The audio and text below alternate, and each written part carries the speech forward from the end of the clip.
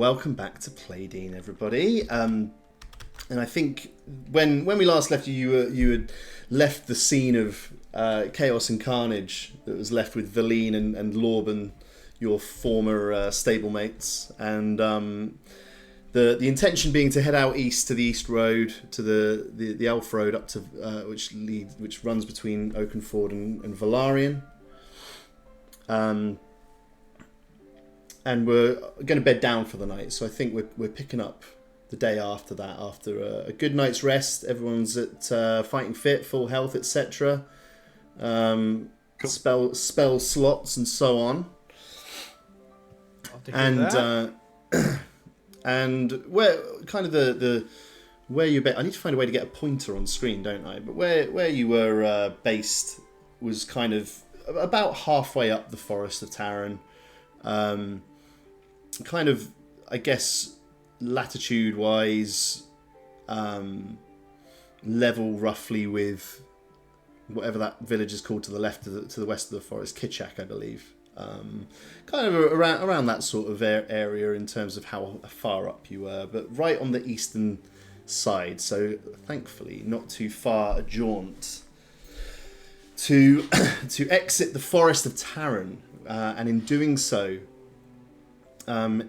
exit into a region that is known, and I think you would all probably know this, certainly Jeb, because you have come up and down this road several times, but is generally known by the name the Taramedes, this region of mostly kind of open plains, but some hills and some small woods that scatter across the landscape. And so in the morning, as you exit the forest and see the Taramedes spread out in front of you, and meet indeed the main road. This a very long main road. There's obviously smaller residences and things like this along the road occasionally, and little branches off to who knows where. But this is the main road that runs north to south from Valarian to all the way back to Oakenford.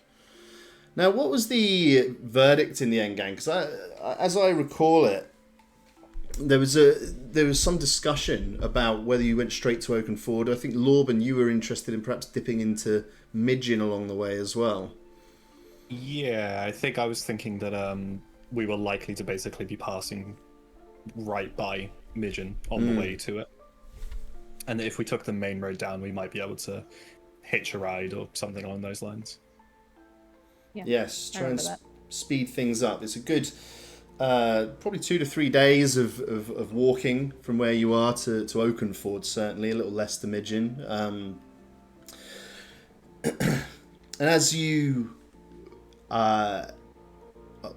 wander down this road it's a quiet morning, but you do become aware behind you of the sounds like horse hooves, and more than one, two in fact, to be precise.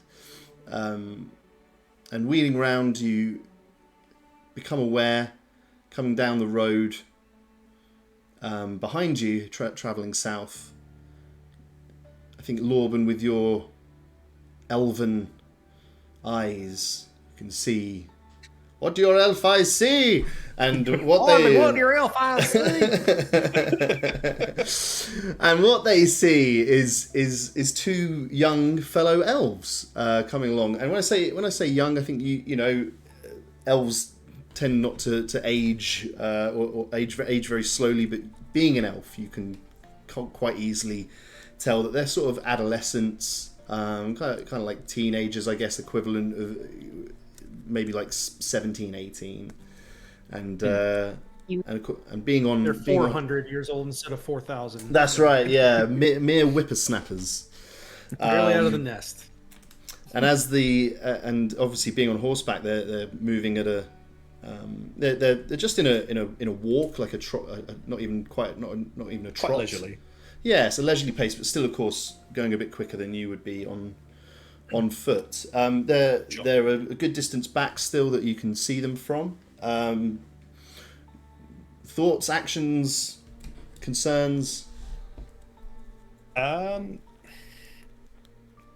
suppose I'd probably look to the other two and just kind of be like, we could maybe stop and.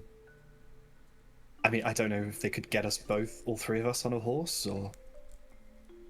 Hey, they look all right. Yeah. Do we need to get off the road? Oh yeah, let's not get run over. Maybe a little bit, yeah. And I think probably on that, I'll just start waving them down a little bit, just like, hello, hello. Yeah. Obviously- Jeb will take his hat and just sort of flat wave it around too. Yeah. Being doing that.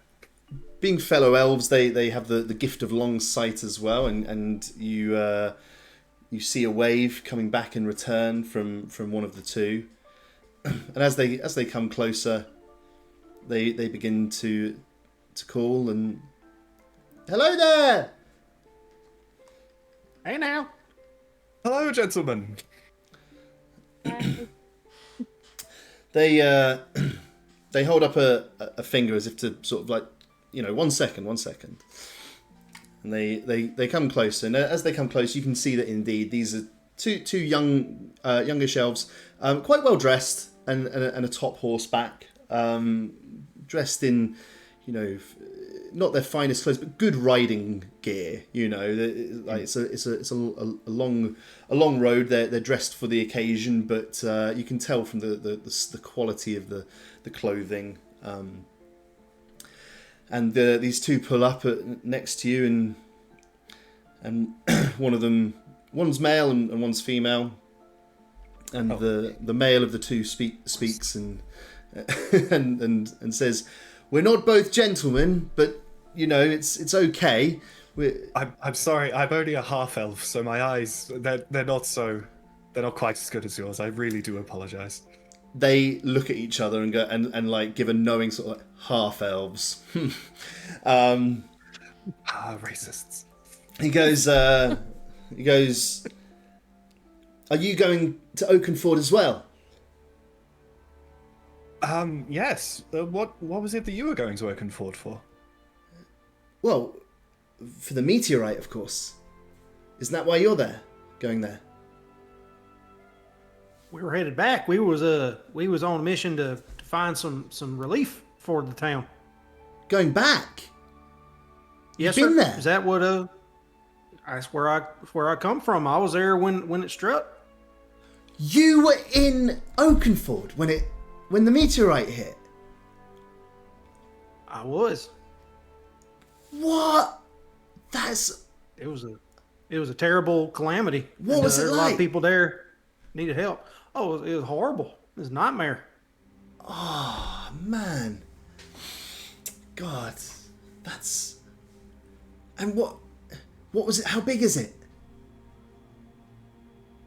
I mean, I got a decent enough look at it, right, Martin? Like it was. Oh. How large did you describe it? Like it's big. Right? It was in the region of about 20 meters across. It was a pretty sizable thing. Yeah, I'll point across the field at like the canopy of a big tree, and I'll be like, it's about the size of the top of that there tree. It was massive. Took out a good 2/3 of the town. Whoa! Lost a lot of people. They completely ignore that last comment, and I figured they would. I'm getting the impression that there's some That's the disaster tourists. the female of the two is like, I've heard it started vibrating. Was it vibrating when you were there? I look at Ingrid and Lorben kind of with some concern and be like, I don't recall any vibrating. No When vibrating. I left, it was kind of smoldering in the ground. Maybe that was recent. Have you all been there? Briefly. Was it? I've not. Did you see it vibrating? I didn't really. I don't think Ingrid really saw. She saw the destruction of the town, obviously, but I don't know if she saw the meteorite. Maybe didn't stop and get a good look at it. I mean, you'd probably see it, but Yeah. perhaps didn't Yeah. stick around too long. Right. Yeah, I didn't really see much. Weak. People are always spreading rumours. You never know what's true. That's why we're going to go and take a look for ourselves. Where have you travelled from? We're from Valarian. Okay. Oh, is that right? Were you in the forest?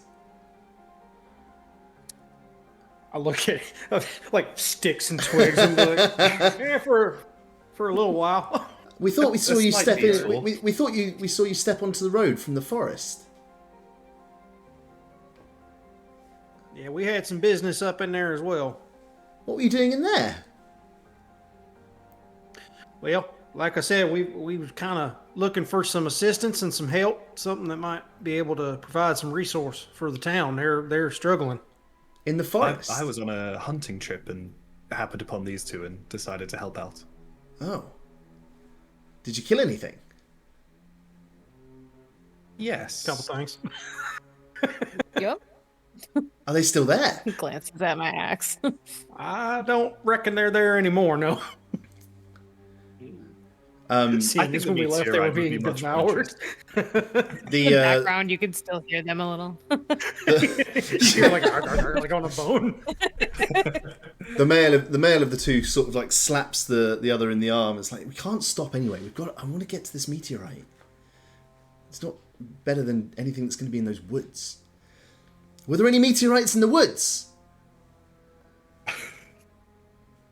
What exactly are you so concerned about this meteorite for? Well, we like to see interesting, dangerous sights, and do you like having like pictures drawn of you, Can't say I ever really have. like a sketch?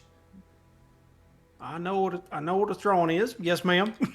I talk a little funny, but I ain't stupid now. No, but because if you're coming to Oakenfold as well, we can draw you like with the meteorite. Draw a sketch like as a something to take away. Ma'am, I don't mean any disrespect to you, but I don't reckon I want any souvenirs of that particular site. It Well- was a horrible thing. Are you coming with any kind of assistance, or more than just drawing pretty pictures? Well, you say you don't want to a souvenir, but sooner or later they're going to break that meteorite down and they're going to take all the pieces away, and it won't be there anymore. And then you've got nothing to remember it by, and you might feel like you wish you could remember the time that you saw the meteorite. And it's only 2 silver. You're charging. Yeah, Now listen here, I must say again. What was your name, ma'am? I'm Fethian, and this is Hevoras. Elves. Right. Now,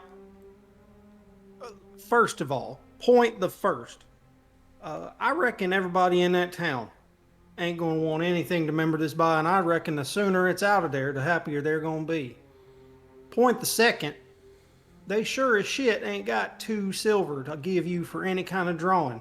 You need to be bringing them money and resources and food. And I reckon you can send yourselves on back to Valerian and come back with some food. Jeb, just a quick moment. These are 2 people on horses going in the same direction we are. Is there anything we could do to maybe suffer them a little longer, just to maybe get there a little sooner? No, I do see your point. What do you think, Ingrid? Oh, I'm just thinking about how we could use their horses. That's true. I'm not being Are we quiet about to about that. drag them off their horses? and leave Three them on the side? very different schools of thought here, aren't there? Is that what we're getting at? Jeb's like tell him to fuck off home. Lorben's like, let's be nice and try and like get a ride. And Ingrid's like, maybe kill him, take the horses. I don't know. Those are 2 perfectly good horses, you know? That's what I'm saying. Yeah, no, it's true. There's a compromise here, but I'm not quite sure what it is. They seem to have already taken exception to Jeb's words, and are like, and Fethian, who, in case you need it clarifying, is the female of the 2, and Hevoras is the male. Fethian's like, you're being really short-sighted because people are going to travel to Oakenford to see the meteorite. Other people are going to want to see it. It's not just us. And we're going to be there providing a service that's going to bring even more people because people will know they can get their sketches done. Once the word gets out, people will be coming from all over Playdean and from beyond there even to see it. And we're going to be improving the morale. So yeah, we're not going to turn up and give everyone a load of gold, but we're going to bring more people in, and that will bring more support for them. Fethian, Meanwhile, lining your pockets. you're very young, aren't you? And Have you seen much of the world? we've been to some ruins and stuff. Do you think the first wave of disaster relief should be tourism? Do you think that's the first? Oh, it was... How long ago was it? It was like 6-7 weeks ago. Surely they're, like, fine now, aren't they? I don't think you quite understand the devastation of what a meteorite is. Town is gone. Well, we've got a tent. There's only a small handful of people left. It's Yeah. more than a marking on a map. That is a whole place where people lived Yeah. with families and loved ones and gone. Havorus chimes in and says, look, if you don't want to have a picture, you don't have to have a picture. No one said you had to have a picture. We're just saying we want to go and see the meteorite, and if other people want a picture, then we'll do a picture. I don't really understand what the problem is. Look, how about we go in that direction, maybe together, if you wouldn't mind sharing horses amongst us? Sharing horses. I mean, 2 between maybe. 5. They turn to each other and just like look at each other and look back and just both start laughing uproariously. Just like, oh, share our horses with you. No. Absolutely Martin, not. which one is Jeb closest to? Havorus is riding on the closest side to you. I'm gonna grab Havorus by his leg and pull him off of his horse. Give me I've had enough. it's going to be I guess a grapple. Okay. Oh, Ingrid, it's your idea. We're going with your idea. Yeah, I've had enough. I gave him a Ingrid's chance to gonna leave. shove the other one. Yeah. We can always do it non-lethally. So give me 2 seconds. Oh yeah, we don't have to kill them. We're just gonna take their horses and send them. horses, yeah. Let the forest have their way with them. It's fine. That's right. I Okay, lived in there for a couple months. I'll be all right. So you're going to make Jeb. You're going to make a grapple check. So it's a strength check, and It's not great, but I'm sure gonna try. I'm mad. it's going to be contested against the dexterity check from Havorus. Oh, damn An it. 8. An 8. Okay, so I rolled an 8. Mm-hmm. But what Jeb's gonna do is he's gonna be like, now look here, you, that's about enough. I'm tired of you getting your goddamn drawings. You get on down here. Oh, Yes. Yes. You yank Havorus by the leg, and he just lets out this startled cry, "Ah!" and comes crashing down off the horse and falls to the ground. At this site, Fethian takes the reins of her horse more firmly, and there's a bit of commotion. The horses begin to be a bit startled by this as well, and Havorus lands on his shoulder. He's like, "Oh, what are you doing, idiot!" Oh, I'm fully gonna shove the other one off their horse too. Just Okay. ugh.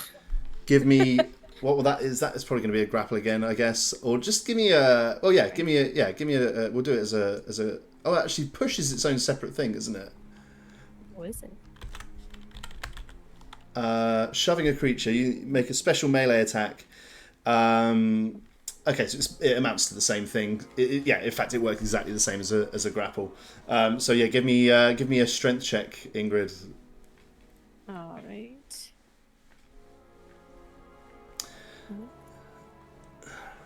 And once again, it's going to be contested against dexterity. 18. Ooh. Oh, piss. They're coming down. Yes. Against an 8. I like the two smallest members of our party are like fighting these giant elves. Yeah. It's perfect. While Lorben's like, this just won't do. I like the picture of Lorben with his hands just like, oh god. Ingrid, you spring over to Fethian and with a hearty shove, poof, Fethian, ah! And she lands kind of flat on her back after falling off her horse. I mean, they're on the ground. They're both kind of prone at the moment. I'm going to give you the team to decide whether this is you're going to go in for more, or if you're going to let them allow them to get to their feet, etc. We could try and ride off the back of this and kind of intimidate them away, maybe. Yeah, I think Jeb wouldn't necessarily mean them killed, but like so Jeb's gonna stand over them both and like just like pointing and angry, to be like, now I told y'all to ride on. Now you're gonna walk your ass home. Get on out of here. Go on, get. And I'm just gonna like be pointing down. Yeah. Give me walk your ass down the way you came, and if you come back, it better be with some resources for these people, not your piddly ass little picture. Give me intimidation with advantage, please. All right. Thank you. Yeah. I'm gonna like stand over the other one with an angry look and just say, "Yeah, what he said." There you go. There's your advantage. Hell yeah. All right. Nice. Oh, how do you do it? There it is. Sorry. Okay. What? Son of a both? What? Wow. How are they both 5s? Oh, these dice hate me. Damn. Havorus and Fethian scramble away from you as quickly as they can, and like get to their feet, and like Havorus is like checking his lip. He's like got a tiny bit of blood there at the corner of his mouth. He's like, look, I can tell you're a bit angry about this. How about... Hang on. He like turns to Fethian, and they sort of lower their voices to a whisper. And, look, we really want to see the meteorite. We'll give the town, whoever, the mayor or whatever, we'll give them 10 gold. That's all we have. I think if you give us the 10 gold, go home, and then come back 2 weeks from now, that would be a much better offer. You just want the gold for yourself. I'm going to take every one of your drawing pencils and break them, and you won't be able to draw anything for anyone for a long time. Because good Yes, quality drawing Morgan. pencils are not easy to Yes. get hold of. We're in the middle of nowhere right now. I reckon Rodney'd eat them. The pencils. Yeah, Well, They don't deserve to see Rodney. That's... That's fair. that's true. fair. That's very true. I'm unsure if Fethian, I mean that in a kind way to them or to me, but... That's a fate worse than death. Fethian looks like she's sort of in thought, like weighing up the options here. And she's like, all right, well, the only other thing is, and she just bolts back in the other direction, but going north. She just bolts, and Havorus just like, bye, and just scoots after her. I want to trip him. I want to try to trip him.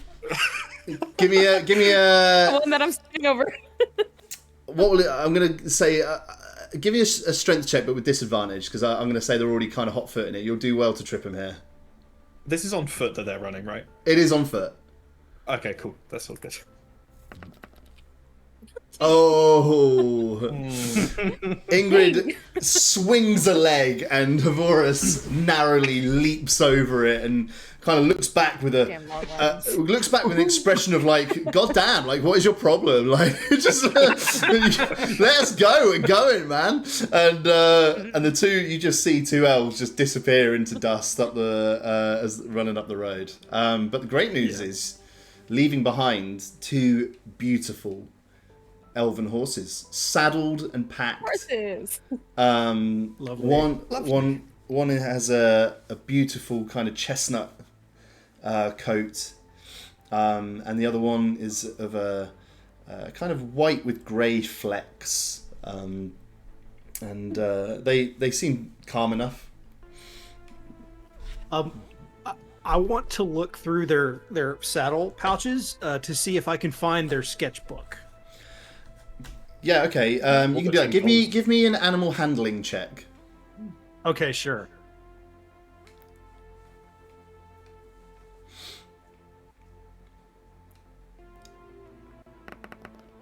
Ooh, that roll's good. Okay.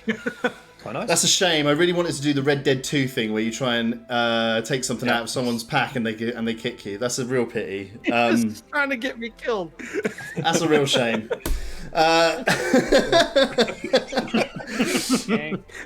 There's always time, Martin. There's two horses. That's right. You reach into the saddlebag and yeah, sure enough, you pull out a sketch pad, like a book, and it doesn't appear that it's very well used. It only appears to have been drawn on the first sort of 10 pages or so.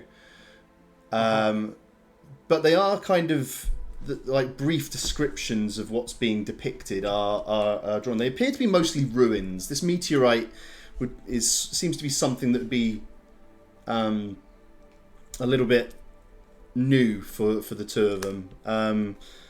One of them is signed by Fethian and appears to be a sketch of Havorus. They're quite good, by the way. Good sketch artist. For quite detailed. And it's a sketch of Havorus standing next to a kind of a broken statue, and it's just marked Shrine of Telios, with the date, the 14th of Bloomtide of the same year, and then a couple of pages in, there seem to be sort of multiple sketches of this broken statue, and then there's 3 or 4 pages that appear to be dedicated to the ruins of Darius, quite near to Valarian.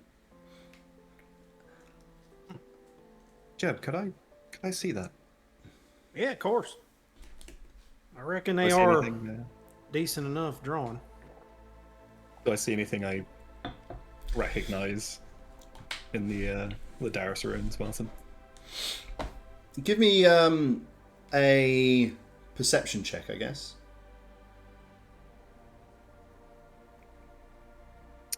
What are these as a D? Why is it the smallest button is the D20? It's a good I know, question. you'd think that would be a really big one, wouldn't you? Yeah. These are good sketches, but they're not so detailed that they reveal anything you don't know. You do recognise a couple of the buildings, just from broad impressions. Yeah, just from particular features that they have. But obviously, being ruined is not that easy. But yeah, you don't learn anything new or anything from that. But there are certainly scenes that you would recognise from your younger days. Mm. I'll close it and hand it back to Jeb to do as he was. Okay, it's not so bad. I'll just sort of clap it shut, put it back in the pouch on the horse. Well, you've got 2 horses if you want them. Yeah, I reckon. Well, hey, this fortuitous in it. I reckon it's gonna get us back to Oakenford, and we can swing by Midgen, make the trip a little quicker. I would recommend if you two ever do find yourself in Valerian, maybe wear hoods, lay low. I don't know how well you'd hide yourselves in Valerian, and we did just steal 2 horses. So yeah, who'd like to go on which horse? Oh, It from seems my like we perspective, found they this ran horse. off and I left don't them unattended. Yeah. Animal abuse, honestly. gotta take care of 'em. We just When we- found when them. we They were in the woods. Yeah.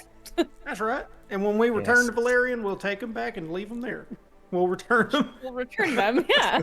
We're just borrowing them. That's right. That's true. Maybe they left a receipt. Maybe it's all gonna work out all right for us. Got the never pink, know. the pink slip. Where is it's in the glove compartment. Don't ask where that is. Yeah, it's the title and proof of insurance is in the glove. Perfect. So, what is the seating arrangement on these horses then? Ingrid, you mind if I ride with you? I reckon you and me are the smallest. All right. That makes sense. Rodney gets motion sick, so it may be for the best, if all honesty. Nice. Yeah. So, continuing on south then. Onward. Yeah, I think so. Splendid. As you begin moving it, obviously. Now, actually, everybody give me animal handling, please. Oh, no, Let's find out how adept at the horses you are. Straight D20, let's go. I'm not. Nat 20. Our horse is so good. Who took the chestnut? Who Everything's took coming up, Jib. Who took the chestnut horse, and who took the white horse? The white and grey horse. Which horse had the sketchbook? Chestnut one did. That's one. Okay, I that assume would we- make sense if we would take the Yeah. chestnut. I'd have gone on the white one, probably. Yeah. Speckled white one. So as you saddle up, Jeb and Ingrid, you leap up into the saddle with an effort. I mean, what do we think? Do we think? I mean, Jeb, you're a rat folk. What's your horseback experience? Do you think? You know, Did I we reckon talk? that- Did we talk about this before? Did you? I think we talked about maybe you having. When you arrived in town, did you have a donkey with you? I did. Yeah, I reckon it would be, but actually, I always thought that maybe Jeb would like ride on a cart, Right on the behind car rather than on the horseback animal, itself. you know, Yeah, but- yeah. But I suppose it makes some sense that he'd have a little bit of experience riding as well. On you know? donkey back. And Ingrid, donkey- yeah, on Ingrid, donkey dwarves not known for their horsemanship. I guess. What do you think the experience level is here? I feel like she hasn't ridden horses a lot, but she has been like trained in the basics. It's like riding a bike kind Makes of thing. sense to me. And Lorben, half elf. We're in the military. What's the sort of?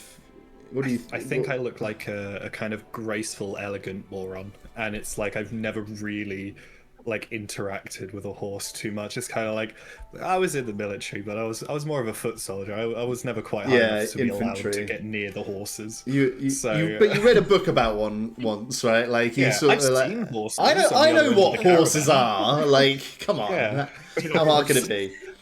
I've dealt with Rodney for 20 odd years. I can deal with How hard a could this horse be? for an hour or two. Well, according to that dice roll, badly. So yeah, Like my Jeb and knuckles, Ingrid, basically. your chestnut horse is just extremely calm, and as you climb up into the saddle, Ingrid, you sort of feel it kind of look over its kind of back over its shoulder a little at you, and just give it a look. Yeah, you give it some scritches, and it sort of just feeling good. Yeah, Just nice. I'll reach forward, pat her neck, and say, "You're all right, girl." Yeah, that's the spirit. Yeah. This And, horse is trying to kill me. Lorben, you look over. Lorben's calm. he's sitting backwards in the saddle. He's sitting the wrong way. He's facing the wrong way. Oh no, Lorben, don't! You gotta move with her. Don't squeeze too hard. The wrong way. You're gonna spook her.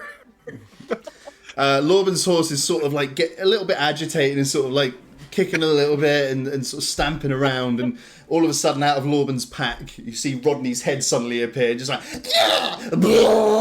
just be sick over the side, you know. Lost my A trail little at bit you. further away. Rodney dips back into the bag and just like, but slaps Lorben on the back of the head first.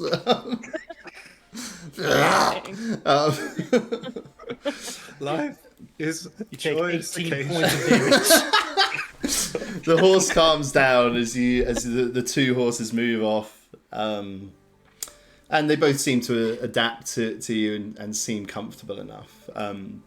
It's only a short way down the road, maybe just like 4 miles or so, that you come upon on the left hand side of the road, on the east side. There's just a weird little makeshift wooden stand set up. You know, like a lemonade stand that a little kid would do in Peanuts. Kind of like that. And behind it is a small tent, like quite tall, like high enough that you can walk in, like a little circus tent, not like a big top, you know, like a one that would be like a circus sort of thing, but just big enough for, you know, you could all go and stand in there, but that would be then quite snug, you know. And there doesn't appear to be anybody kind of outside at this time, but as you draw closer, you see two things happen. The tent suddenly can sort of see the doorway to it is moved, and a man, as you're kind of drawing up on this, a man steps out and kind of, he looks white as a sheet. He looks so pale, and he kind of looks once at you and then just very hurriedly jumps on his horse, which is tied up outside, and just like rides off into the distance, going east, away from the main road across the plains, and immediately Man, I know we look rough, but Hurry. immediately following, like even as he's kind of jumping onto his horse, you see a young woman come out of the tent behind, and she's like, "Come back again soon, thank you, bye." And then turning, she notices the three of you. It's like, oh wow, hi. Are you? Can you? And you see this girl. She's probably like, she's human, but of an equivalent age to the two individuals that you just had the encounter with. Let's see if this one goes any better. She has a sort of nervous energy. She's kind of a little twitchy, and she's holding in her hands some, like a little wooden, like a carved wooden contraption that she's just like fiddling with between her fingers constantly. She's just constantly like manipulating it with her hands, like a Rubik's cube or something, you know. And she's just like, hi. Are you in a rush? Are you able to stop? I reckon we got a moment. What can we do you for? And she just points at the sign above her table, which you now see reads census. The word census has been carved into this sign above this like table. And you see there's pieces of parchment and stuff being weighed down with a stone being used as a paperweight and stuff. And she's like, well, I'm from Accord, which is just I don't know if you know Accord. It's a little hamlet. It's just off the road to the east here. It's not very far away. Anyway, I'm doing a census, and so I just like to log travelers as they go up and down the road, and so I'm just trying to take details of people who come past, and I'm kind of like clairvoyant, and so I do like readings for people, because people don't usually want to stop and do the census, so I try and, like, if they do the census, I give them a reading, and they usually stop. So will you do census for me? Did the last man who just ran across the plains quite fast do a He had a reading. reading with you? Yeah, Okay. I suppose he didn't like what he saw. Sometimes Reckon you get a bad people, result.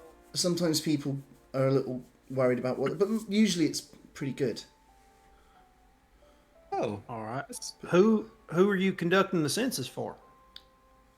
Oh, I just for me, I just enjoy it.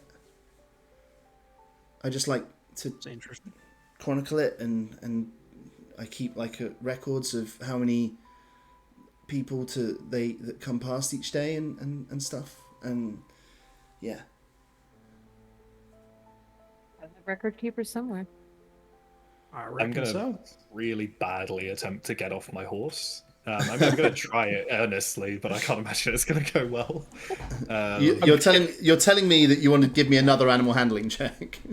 Oh, maybe the last one was fine, and now I'm good at it now.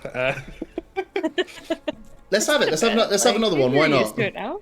all right. I For think anyone that's seen it, I'm picturing that clip of Winder like just completely just ragdolling off a horse in Red Dead 2. Oh yeah, baby.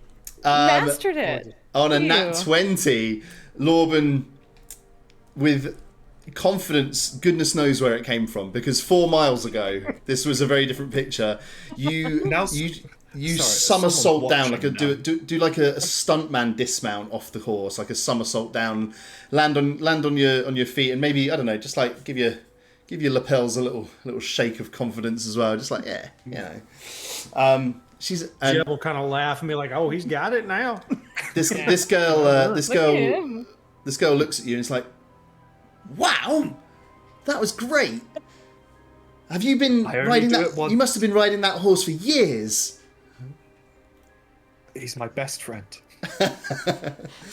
I can see why. What's its name? And she like rushes over to your horse and starts to like pat it on the nose and stuff, and like give it like horse like head pats and stuff. She's like, what's its name? I'm gonna try and sneakily look to see whether it's a mare or a stallion. I'm just kind of like try to gauge what Massive pair of balls. Frank. This is Frank.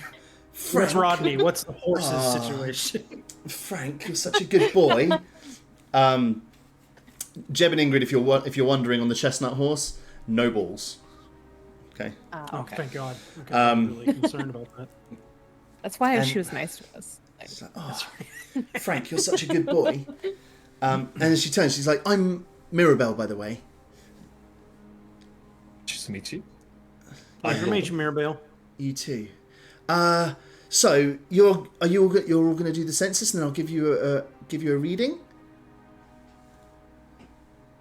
I reckon. Yeah. I reckon we could. You All right. seem nice enough. Thanks. You seem nice too. Who should we? Let's start with. And she looks at Lorben. She's like, should we start with you? So it's just your name of your hometown. Darius. Oh, I'm sorry. Sorry. Your age? Let me remember now. 44.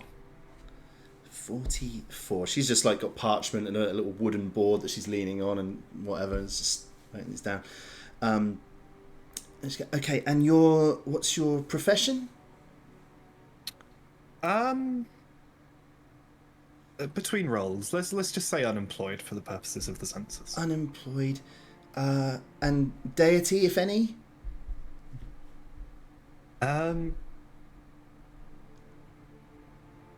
Prefer not to answer? Yeah, I guess prefer not to say, that's fine. And just the last thing, your marital status? Single, unmarried.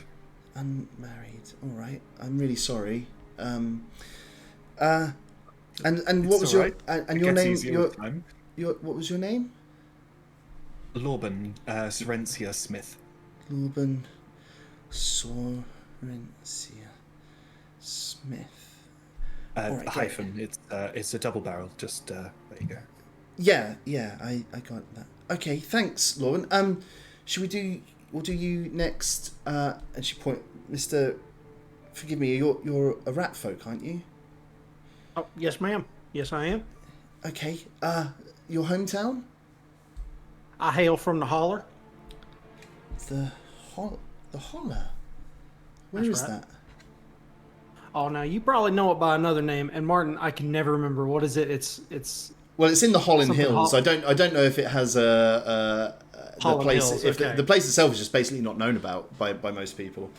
Oh, I see. Okay, understood. All right. So yeah, I'll tell her. I'll be like, yeah, it's you may know it as the Holland Hills, but us folk Oh. we always just call it the holler. Right, that's past Alabaster, isn't it? Okay, yeah. That's right. Okay. Yes, and ma'am. your age? I've seen 80 summers pass by. You look amazing. Oh my goodness. Oh, well, thank you. A little Truly gray in the fantastic. scruff, but I appreciate That's that. That's always nice to incredible. hear. And your profession? Well, I'm an alchemist, purveyor of fine libations. Oh, you'd like my father. He's interested in that sort of thing as well. Hopefully Okay. not too interested, but that's nice. And deity, if any? Oh, we worship the land. The land. And marital status? I'm married to the road. It keeps me busy enough. I ain't never really settled down. Worships the land, married to the road. Okay. And your name was? My name is, now you're going to want about 3 lines for this now. Caldwell, Jebediah, Yeah. Bilius, There's more? I can slow it down. Caldwell, Caldwell, Jebediah, Jebediah, Bilius, Bilius, Persephone, Persephone. Yeah. Print. Prin. That's right. Oh. She like turns over the sheet and keeps writing on the back. Like okay, thank you. And I'm really sorry to leave you till last. And so your hometown? Oh, Iron Glen. Iron Glen, yeah, of course it is. And your age? I'm really sorry to ask. I'm 105. You're 105. I won't even live Sure to be am. 105. That's incredible. What's your profession? I'm a blacksmith. I have my own Blacksmith. shop. That's incredible. That's so interesting. I've always really liked like metal and like wood and just like crafting stuff. I made this, and she You want holds to see up this her. axe I made? You made it. I'll just like put it like this in front of me. Can I touch Yeah. it? Sure. She like lays a hand Hold on it if you on the flat of the blade. Hold it. I think I'd fall over. And she just like she hesitates, but she can't resist, and she like touches the edge of the blade briefly, and just like very slightly gives herself basically a paper cut of like it's like oh. Oh, so sorry. Yeah, I keep it really It's sharp. sharp now. I had to know. I shouldn't. I knew I shouldn't. But That's so okay, you're a I blacksmith. understand. What's and do you have a deity? Yeah, Datos. Oh, Datos. Pronounce it. Yeah, I've heard of that. And your marital status? Single. Single as well. Married to the job, I'd say. Maybe I don't know if none of you are dating, no? Nope. No. Oh, No? all right. I just met this guy. Thank this you guy. so much. Did you want to have a reading as well? I'd love to. Yeah. Yeah. Why Okay. not? In for a penny, in for a pound. Great. Well, She yeah. she sort of like shuffles the papers and files them under this paperweight stone that she's keeping there. You can see there's a stack of a few more pages that are under there. And she's like, okay, follow me. And she goes to she goes towards the little tent. I follow as well. Yeah. Yeah, I guess. Yeah, I'm going. Lorben, as you enter, she sees the other two coming behind. She's like, "Oh, I'm really sorry. I should have said it's my fault. One at a time. I'm really sorry. They have to be like private, personal reading, so it's just. It's all right. We'll they watch. don't. We'll They don't watch take the very horses. long. It's all right. Yeah. If you stay with Frank and what's the other horse's name? Sorry.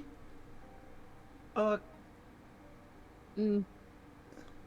A work in Cayenne. progress. We're figuring that out. Yeah, with what Jeb Cayenne. said. What's it called? Cayenne. Like Cayenne. cayenne pepper. Cayenne. Yes. Frank and Cayenne. Oh, those are such nice names. Yeah, if you stay with Frank and Cayenne, they don't take very long, so it'll be quite quick. Come on in, and she pulls the tent closed behind you, Lorben. And inside the tent, it's there's just like a dim light. There's it's actually a lamp filled with fireflies hanging from the that's kind of suspended from the things. It just gives a very faint glow to the room. And there are just 2 stools there, and she gestures to one, and sits in the other one herself. And she's like, "Okay, hold out your hand a second." Okay. She looks really hesitant about like taking your hand, but sort of like and sort of steels herself, and you can see her sort of like gripping the air a little bit, and then she just takes your hand. It's like, "Okay, all right, okay. You're going to meet the love of your life and be married for just so long, just like years and years. And you're going to live on like a little farm near, I think it's near Ravenport. And yeah, it's going to be great. You're going to have everything you want." Sorry if you don't mind me prying, but I would prefer a true and proper reading, because I have a feeling you might be softening things a little. No, that's what I'm seeing. I'm seeing you on a Give me an insight check. Sure. I'm good at lying, I'm bad at reading them. 15. On a 15, she looks really upset that you have sort of accused her of lying. She looks devastated. Oh, no. She's like, her eyes are sort of welling up a little, and she's like, "No, I saw you on a farm, married." Oh, I'm so sorry. You cynical old fuck. You know. There's reasons that would be far-fetched. I'm so sorry. It's been a hard life, and to believe that what you've just told me is a thing that could happen is hard to believe. If that's what you see, that's what you see. I'm very sorry for accusing you otherwise. She leans forward and looks deep into your eyes and holds your hand and like grips your hand. She says, "I know it's been hard. It's going to get better." Thank you. She stands up and kind of gestures to you outside, and she pokes her head out. Mr. Jeb, did you want to go next? Oh, yes, ma'am. And I'll pass the rein to Lorben. I'm on my way. Yeah, I'll. Jeb, as you go enter the in, tent. Lorben, what's the conversation that you might have with Ingrid at this time while Jeb's inside? Just immediately of just like, oh, that was really strange. She told me a very pleasant future, which doesn't seem at all realistic to me. Hey, you never know. That sounds great. I mean, I'd take it. It'd be nice. Yeah. I tried to call her out, but I think I just upset the girl. Oh no. Jeb, as you sit down, she sits opposite you in the tent and takes your hand, and she sort of like she takes your hand and you can almost feel her sort of like inquisitively investigating because your hand is furry. She's like, this is different. She's sort of having sort of trying to just feel it and understand the texture. I imagine it would be. It's like like kind of like long, kind of thin fingers with claws at the ends, but like kind of fur and like probably just would a be bit kind of strange. A bit strange. She she goes, "Okay," and takes a deep breath and holds your hand and closes her eyes.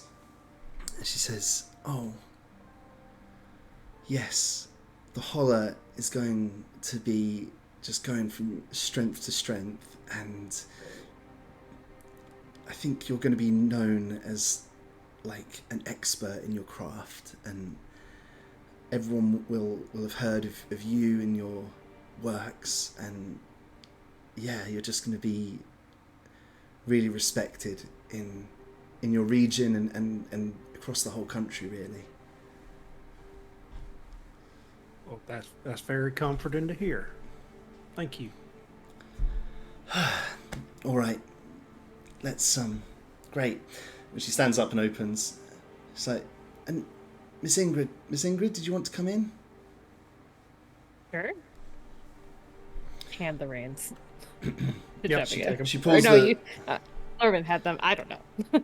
I'd have immediately given Yeah. them to you as soon as he put them in my hand. Just like, thank you. As soon So- as I turn my back, you're just like, please Yeah. take these. Not even just one fluid motion. Yeah.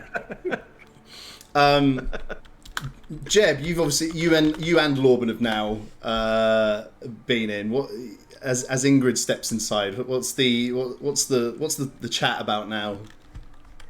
Yeah, as I'm taking the reins, Lord Yeah, I no, was you sort of go. like, that was pretty nice. It felt too nice for me. I hope yours was good. Yeah, it was all positive. Said I'd be known far and wide and that the holler would prosper. What was yours? That I would find the love of my life and live on a farm for years and years. Well, I'll be dang, that sounds about idyllic. It does, but I've been looking for the bastard for 20 years. Was that right? Yeah, if he could Well- turn up, that'd be fantastic. Maybe it's just over the horizon, you know? Well, maybe. Back inside the tent, Ingrid, you're invited to sit, and Mirabelle sits opposite you. And same again, she closes her eyes and she takes your hand in hers. And she starts to speak and goes, okay, you're going to... And as she starts to talk, the air around you suddenly feels close and tight.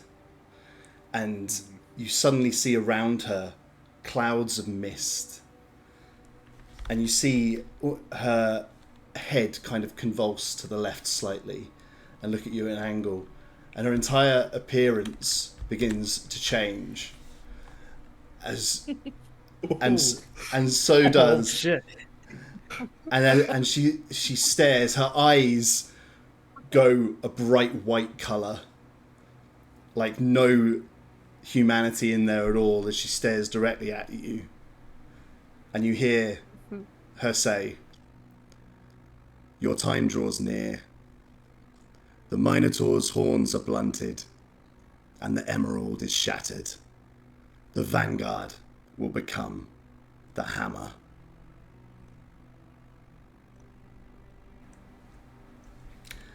And as this settles, you Trying feel to take my hand away. she's got a vice grip. It is you cannot possibly remove your hand while this is going on. After a few seconds, you watch her eyes return to normal. Any weirdness around her dissipates, and she collapses on the ground in front of you. Oh god. I'll like go to like help her and be like, guys, help. I'm just... Stay. I don't know, Like, yeah, I'll like just kind of like check the horses hesitantly, like kind of don't want to just leave them, but they seem cool. So yeah, I'm gonna run in and be just like, gonna throw what's some, going like, on? What pocket happened? Grains from... Why is she on the ground? Her eyes like turned white and she got really creepy and said some stuff about like an emerald and an minotaur and like I don't know. What? That was really creepy. What? Well, And now she Lord, passed let's out. get her up. Let's get her up off the ground. Yeah. I'll help her up and try and see if she's breathing and all of the usual kind of Yeah, things she try to was like doing. gently sit her back in her chair, I guess. Yeah.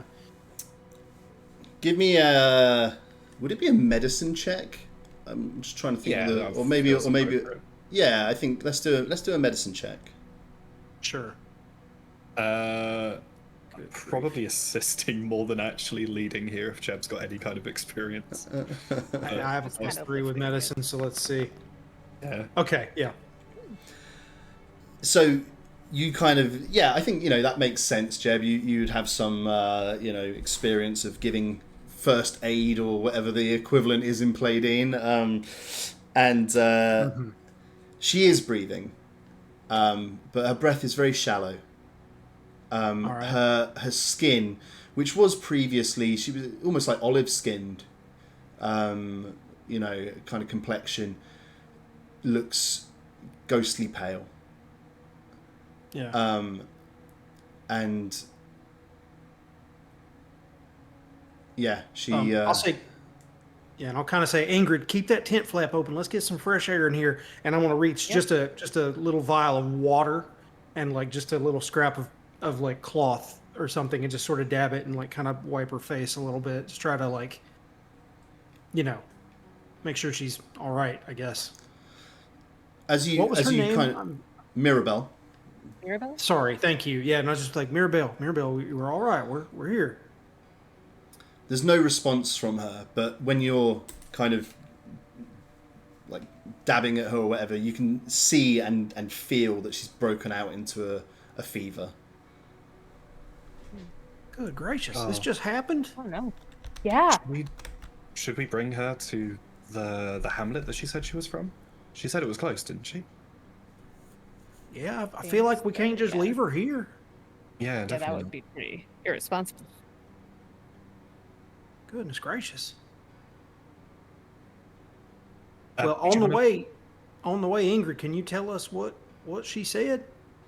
Yeah, I'll try. I was a little shocked, to be honest. So Goodness gracious. Yeah, mine was, and Lorbin's was sunshine and daisies. yeah, what the heck? I fucking knew it was too good. Right. You maybe if you two could maybe help her on the horse, I'll gather her things. I imagine she'd probably want them close by. Yeah, of course, it sounds good. Aren't you sweet, Lorben, to gather up her things? So on the table there is there's obviously the stack of census work that she had with her.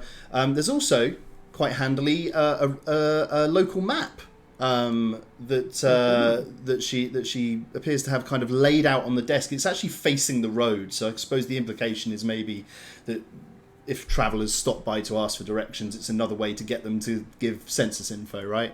And so you have access to the regional map. And where you are on this map is kind of in the northwest, and in fact you can see that not far away from you is a road that bears off eastward. This is the map of the region that tells you some of these. Now on the countrywide map of Playdean, these places are too small to show up, but this is a map of the Taramedes, which is essentially the land east of the Forest of Taran.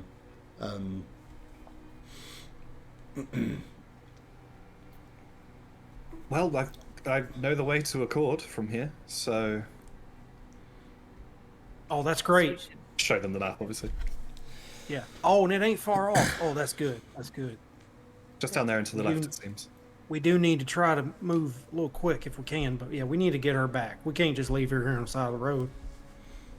Yeah. Off you go then. Right, yeah. In the meantime, can I quick scan down the census list to see if there's any names that seem interesting? Yeah, absolutely. Check the data.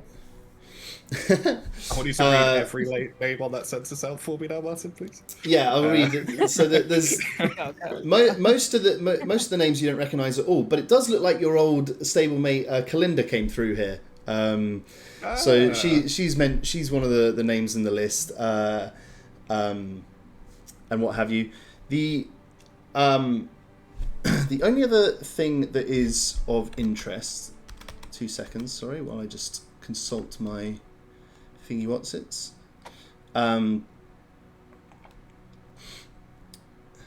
One moment. Love a good thing he please. wants. You know, got to consult the thingy once it's. Oh yeah. The only other thing that is of interest is one of the records is the name Dustlead Fadeley. You don't know the name, but the thing that's of interest is that under deity, Mirabelle appears to have begun to write as Manos, and then, but has only written as far as Asma, and then has crossed it out and put none. Was that Dusklead Fadeley? Dustlead Fadeley, you better believe it. I'll put that name in Twitch chat for you. Here you go, coming right up for you. Thank you. There you go, Dustlead Fadeley. Yeah, A very normal, a very normal name. Dustlead Fadeley lists their hometown as Oakenfold Crossroads. Okay. And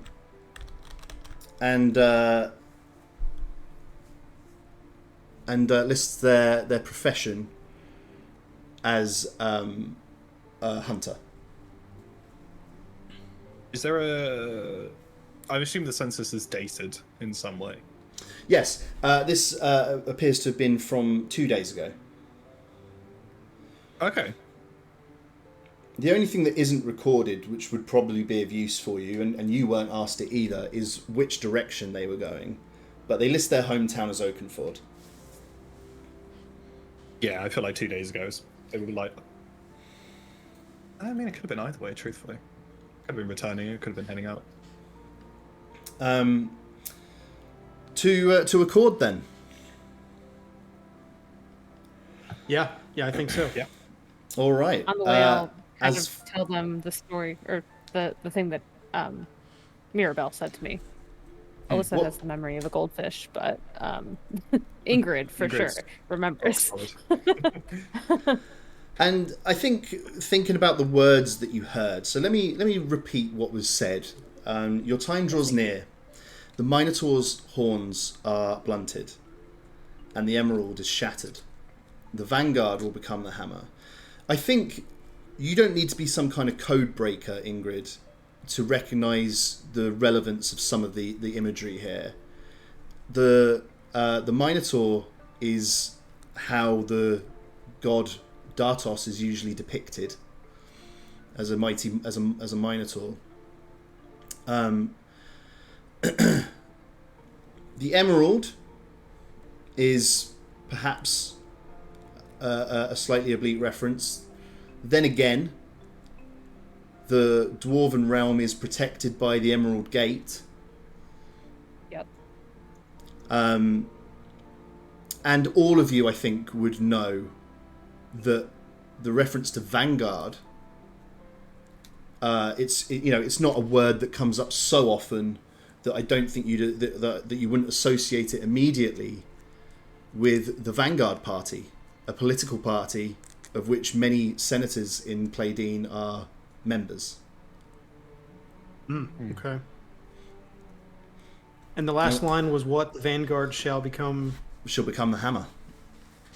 The hammer. Okay, thank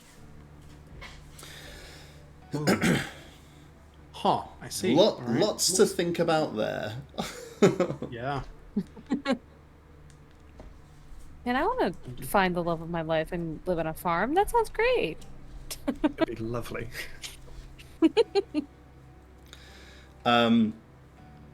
Riding on then to Accord. It's not far. It's and by horse especially.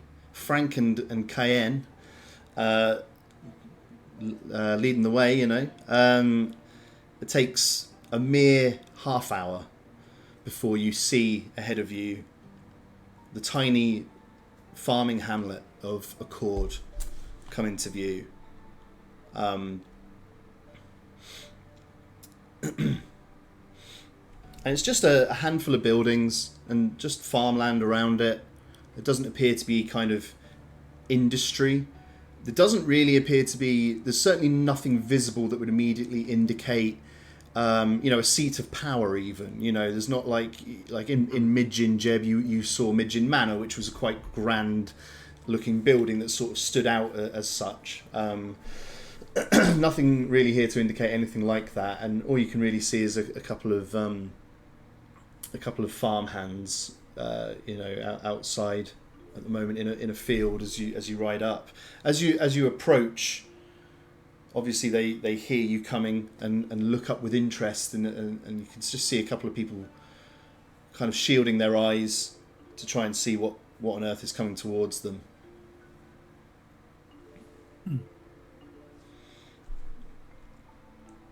All right. Yeah. Do I see anybody, like, kind of? Just as we're getting into town? two farmhands out in the nearest field is the only two people that you can see outside at this moment. Okay. Yeah, I'll kind of do what I did when we encountered the elves. I'll sort of take my hat and just kind of wave it, just to let them know from far off that we're coming. I assume you guys are moving at a pretty as swift a pace as you're able to. Is that fair to say? Yeah. Yeah, we probably I think slow a little bit coming into town as to not like think they're being raided or something. But yeah, like we're in a hurry and we want to get her some help if we can. Yeah. So yeah. I think I'm just calling out for them to, if probably well outside of earshot, but just calling out for them to try and grab Mirabelle's father. Just for if they catch the name, they might. They're straining to hear you and call back. Mirabelle's father. Yes, please. Some Yeah, she needs some help. One of the lads, these two kind of youngish lads, maybe in their 20s, turns to run, but as he does so, before he even moves, you see at one of the buildings, a house, the front door fly open, and an older gentleman, quite sort of stocky, comes flying out the door at the swiftest pace he can. And goes, Mirabelle! What about Mirabelle? Sir, are you this girl's paw? Yes, Mirabelle! He runs up, and as you arrive, he runs up to the horse and, like, how's she situated on the horse? Is she, like, thrown over like, going back to Red Dead, is she thrown over like a hostage, or is she seated up behind you, or like in front of you, or what? I assume she's on the horse with Lorben. Yeah. Oh, that's a fair point. Probably in front then. Yeah, so you've got kind of seated up, and you're just sort of holding her up, yeah, sort of thing. She's like slumped over the front of the horse, and I've got like the census book on her back, and then I've put that away by this point, and I'm now being like, yes, she's not dead. She's not dead. She's just taken ill. Mirabelle, oh, Mirabelle, and he like lifts her down himself from the horse and like holds her in his arms. He's a sturdy guy and quite tall. A proud looking fellow with a good sturdy beard on him. Yeah. And he pulls her down and just like sobbing, and is like, Mirabelle, what happened? We got her here. We got her here quick as we could. She's got a bit of a fever, but we tried to get her comfortable as we could to get her here soon. It happened not long ago. She was up on the crossroad, and we brought her here. Has this happened before? While this conversation is going on, the two farmhands that you saw as you arrived, they're like, one of them has gone and grabbed like a massive bale of hay, and just like smashes it down on the ground. He's like, Mr. Freeman, and he like looks, like, oh, he like lays her down gently on this bale of hay, and he picks up her head and takes his hat off and just stuffs it under her head to try and give her some little small support. And he's like, I'm sorry, what has it happened before? No. Sir, she's okay. She's okay. She's not been harmed. There's not been any violence. What She's happened? just taken ill. What happened? Please. I'm gonna look at Ingrid, kind of like, how much do you want to say? Well, did you know that your daughter gave readings, like Yes. future readings? She gives readings, yes. doing that Just like rubbing the blasted giant man's back. while she does that blasted sensors. Oh. Yeah, she was taking our census data and she was giving us readings and so everything seemed fine with my other two companions here, but she almost seemed like she was a little possessed. I don't know. Possessed. They like make big eyes at Ingrid of like, oh, maybe don't say possessed. just doing this. Ixnay on crying the possessed. No, just She fell ill Okay. then. Yeah. I'm not good with people. It's okay. It's okay. Oh god. Yeah. This is. Now, Oh, Mr. Corvus. Mr. Freeman, when she does these readings, does she sometimes change her demeanor? What? No, the readings are. The readings are nonsense. She just tells people something nice. I don't know. I think she really believes it, but it's nonsense. Have you considered it might be a little more than nonsense?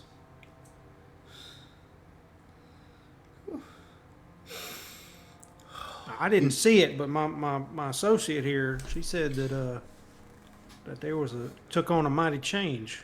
He's I mean, he's from what we've standing. seen, she's a good one, at least a third of the time. Yeah. He stands with his hands on his hips, and he's just looking out across to the south of Accord. Is just kind of open plains for a long distance. You know, the odd small woods and stuff like that, but you know, more or less unbroken land. And you see his attention. He looks sort of east, back towards the way you came, and off in the distance you can just sort of make out the edge of the forest, the Taran. And he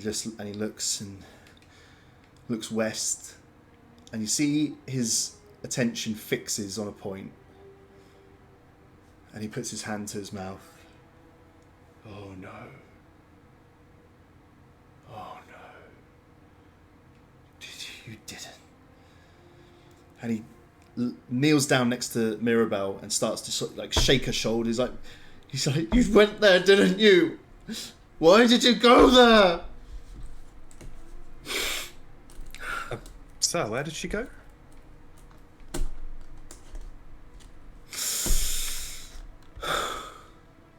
She went to... I told her not to. 100 times I told her not to. And he points. And off in the distance to the west, there's a thing of hills, some hills over in the distance, but just visible, rising up out is you can just see the top of what must be an extremely tall tower. He said, I told her never to go there, but she's just so damn curious. She went there. I know it. She must have gone there. Something's happened. What is that place?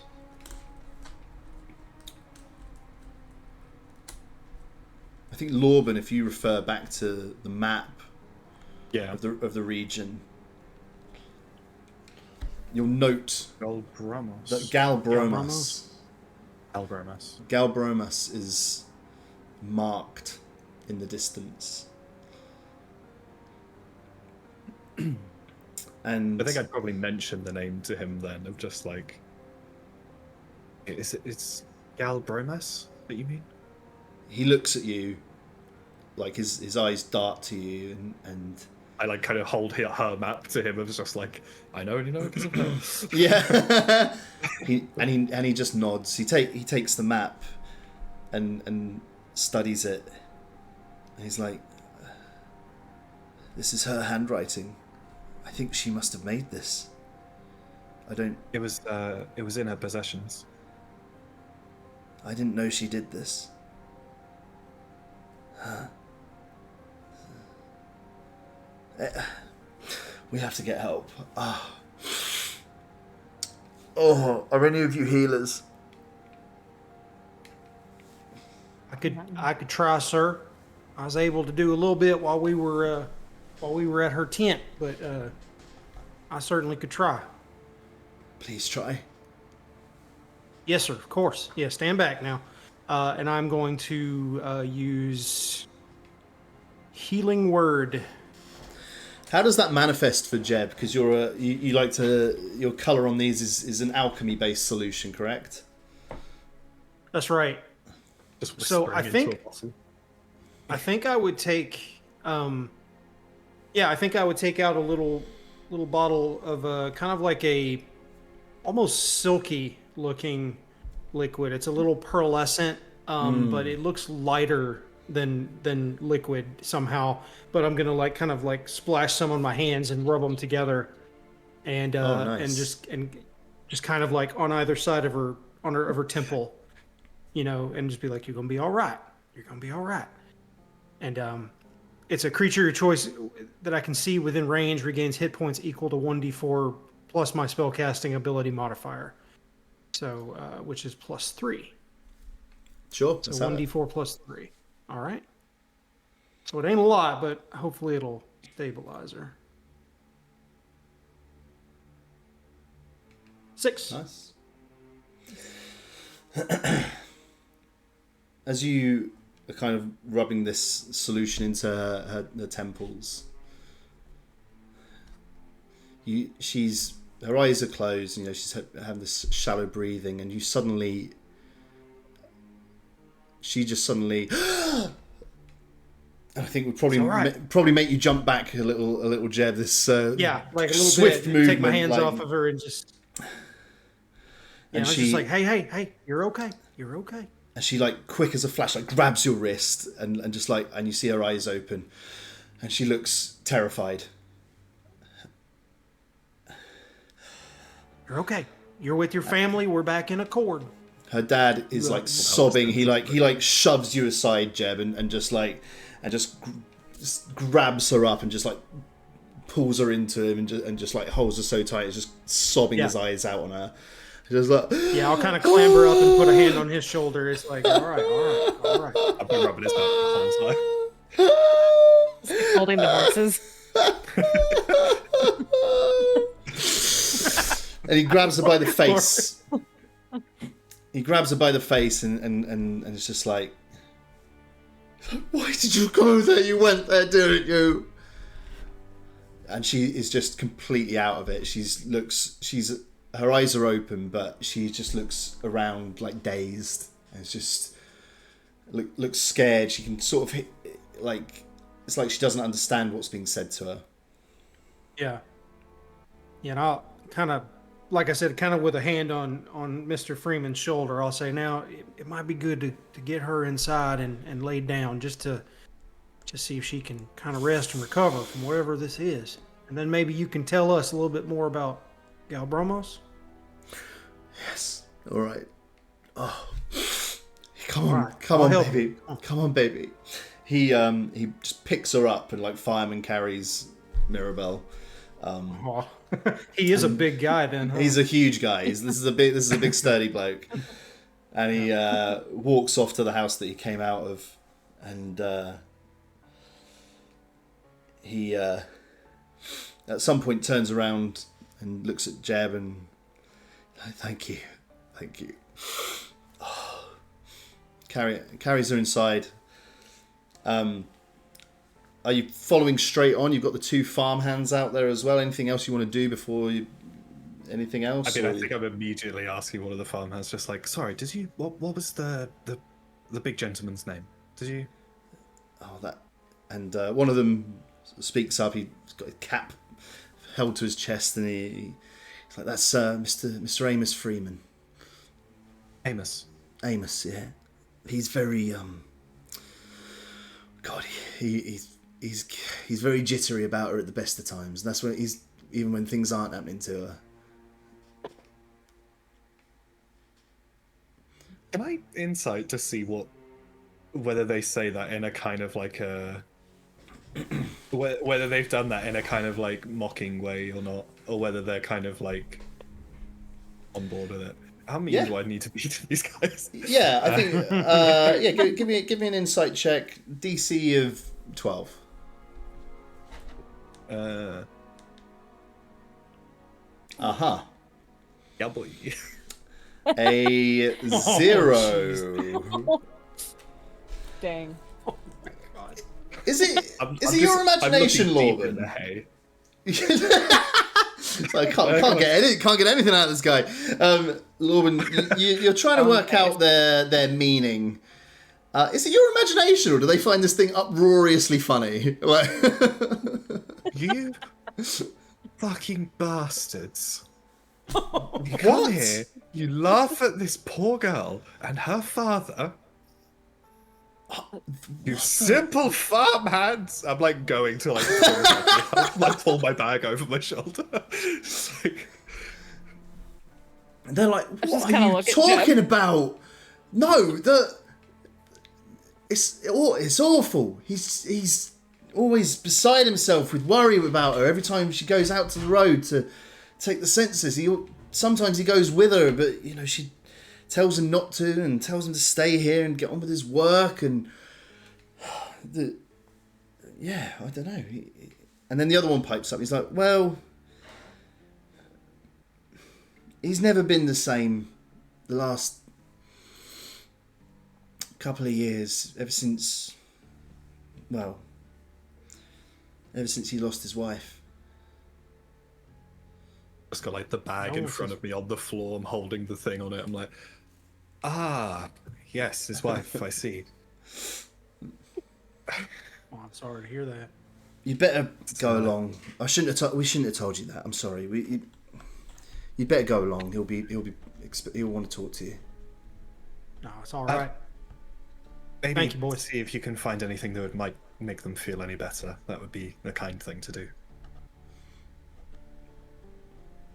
I think I might say that while casting suggestion, if I'm honest. So you're suggesting to who? Magically persuaded this guy of just like go find something, like go find them a bit of food, or just like come over with tea later, something along those lines. Of just Hell yeah. How does suggestion work in practice? Let's have a look. You suggest a course of activity and magically blah blah blah blah. A wisdom saving throw. So they have to be a what? For me, DC 12, I believe. So it's not super high. Normally there is like a verbal, obviously, and a material component. With my pact, I can cast certain pact spells without any components. So that's just kind of it's just magically speaking it at them, rather than doing like a big obvious spell. Fine. When it inevitably goes tits up. I'm gonna roll one dice for the pair of them. So 12 to beat, yeah. 12 to beat. Well, beat or beat, yeah. Ooh. Oh. They sort of like nod and like okay, we understand. And the two of them go off to and enter into one of the buildings in the hamlet, and close the door behind them. Turn back to Ingrid and Jeb, just go. Yeah, let's go in. All right. Yeah, let's go. Go make sure they're all right. Amos's door is still open. He didn't close it behind him. I think probably expecting you. As you enter, it's a fairly simple, a modest house. Just kind of a pretty standard house with the essentials. There's a table and a stove and things like this. And you can see that Amos has laid Mirabelle down on like a long seat, I guess a couch sort of thing, and he's just sitting in a chair, right, and you can see sort of pulled it right across the floor. You can tell from where there is and used to be dust, and where there's a kind of there's sort of dust on the floor, except in there's one place where the chair used to be, and he's pulled it across and is now right next to Mirabelle's head. And as you come in, he seems to be a little calmer since seeing her open her eyes. but she's just staring like almost catatonic up at the ceiling. He's like, "Oh, there you are." He looks at Jeb. He's like, "You're an alchemist." Yes, sir. By trade. I'm surprised we've not met. I'm a herb farmer. Oh, is that right? Do you do a lot of trade in Oakenford? Oakenford. Or did you? Yeah, you know about the thing the other week. I was there. You were there. I was. Yes, sir. Wow. We're actually headed back there now to see if we can render some aid, check on everybody. Have you been recently? You survived. I did. Yes, sir. Small group of us. We were very lucky. Gareen, who you met outside, he used to take our herbs for trade down there, and he was on his way back when it happened. If he'd been there another day, or even half a day, I think, it could have been very different. It sure could have. I'm glad them boys are all right. But They please, smiled on them. please tell me what happened again. Tell me everything. Yes, sir. Yes, sir. Of course. So we were coming on back down, and past Maribel on the side of the road with her census and her tent, as you said, and she's an awful kind little girl you got there, sir. She took our information and she asked us if we'd all like a reading, and one by one we went in, and my associate Ingrid, and I'll kind of point over my shoulder, she went in and called us for help. Said that her demeanor changed, that the color of her eyes and her skin and everything went grim. He turns to Ingrid and is like, "What did she say?" I look at the other two. I'm like, should I say it? Should I tell I think them? it's all right. Yeah. Okay. She said, time draws near. The Minotaur's horns blunted. I wrote down very shorthand. It's about an emerald getting shattered, and the vanguard she'll become a hammer. And then she passed out. I couldn't. She had a death grip on my hand. Should not have used the word death. But it was wild. What? Oh, rubbing his back again. Oh no. There we go, I'm big guy. so sorry. Let it out. He just sits there shaking his head, trying to make sense of it all. I don't know either. It can only be Galbromus. Yes, sir. How long ago did she go to this tower? I don't know. I don't know that she never told me she was going. She wouldn't tell me. She's so curious, and I tell her not to go to dangerous places. I don't even like her going to the main road. I don't even like her going to the elf road. I tolerated that. Have you noticed any kind of change recently that would suggest that perhaps she encountered something or went there?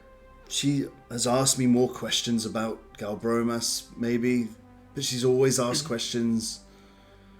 What is Galbromas? I see it's a big tower, but what actually is it? Is there anyone there? Is it ruined? Is it abandoned? Is it... I don't know. I don't know what's inside it. I would never...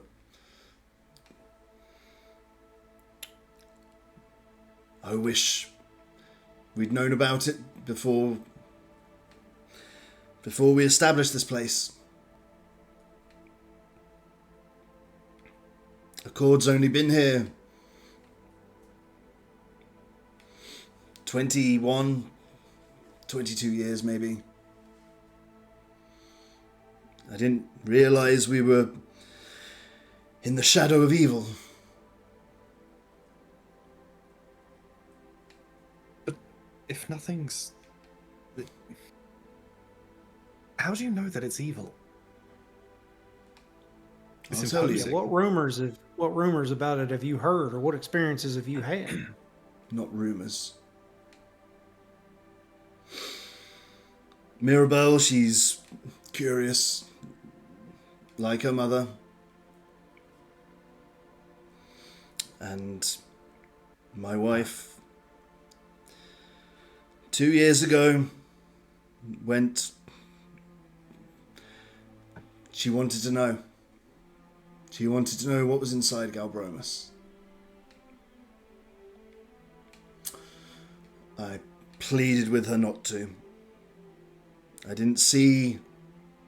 I thought the way that you thought just now. It's never caused us any problems. Why get involved? And I've never seen her since.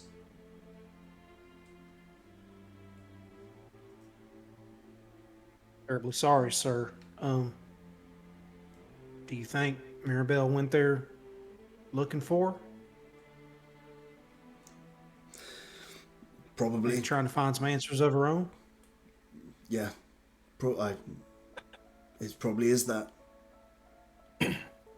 We're just... You've seen this place. It's a farm. It's all we are, really. We're not ones to go meddling.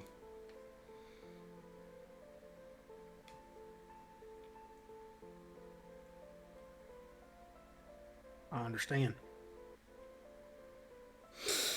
Well, Ingrid, should we... It's a bit out of the way, but... Yeah. Oh my god. Names. Why am I so bad at remembering names? Amos? Amos. Thank you. Okay. Yeah, I kind of, at Lorben saying this kind of quietly, I'm going to actually say, I was like, Mr. Amos, if you would excuse me and Ingrid and Lorben here, we'll step outside just for a moment. We'll be back, if that's all right. Of course. Some of the farmhands mentioned they'll be over soon with something to help out. Oh. Well, okay, thank you. Yes, sir. If you'll excuse us just a moment. So yeah, and I'm assuming we're all together kind of walking to the front porch anyways. Yeah. But yeah, I'll kind of say, now, Lorben, I was kind of thinking the same thing, but I am pretty resolute on getting on back to Oakenford. I want to check on them folks. It's been a long time, longer than I expected it'd be. But I think as long as there's no threat to these people, and hopefully Mirabelle will be able to stay put, it would be worth us probably going to have a look at that tower. But maybe on a return journey. I mean, she's not in a great state, is she? I mean, we've woken her up, but she's not there.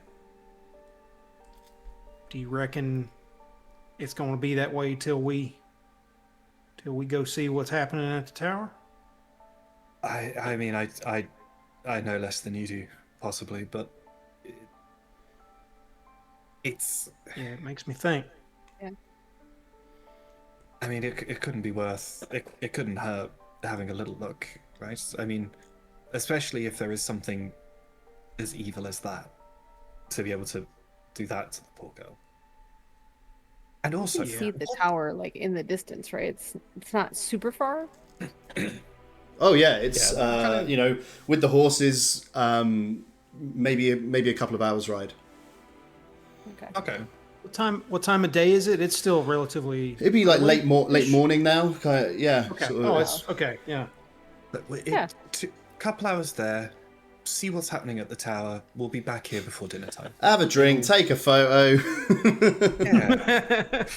Draw We got a picture. sketchbook. Yeah. Yeah. Bring a I don't know sketchbook. about you, but it's been a long time since I've seen a giant imposing tower. So, it's been a while. Yeah. Oh, No, where'd my music go? I think you might be right. I think we owe it to this family and this girl to see if we can help. I feel at least partially responsible for this. I don't know. Oh, I don't know Ingrid, why I would have take that- triggered this, but Now, don't take that upon yourself. That's But no, we I were mean, here I feel for. like You could probably I need to help. help. Yeah. I tend to agree. All right. Yeah. Shall we?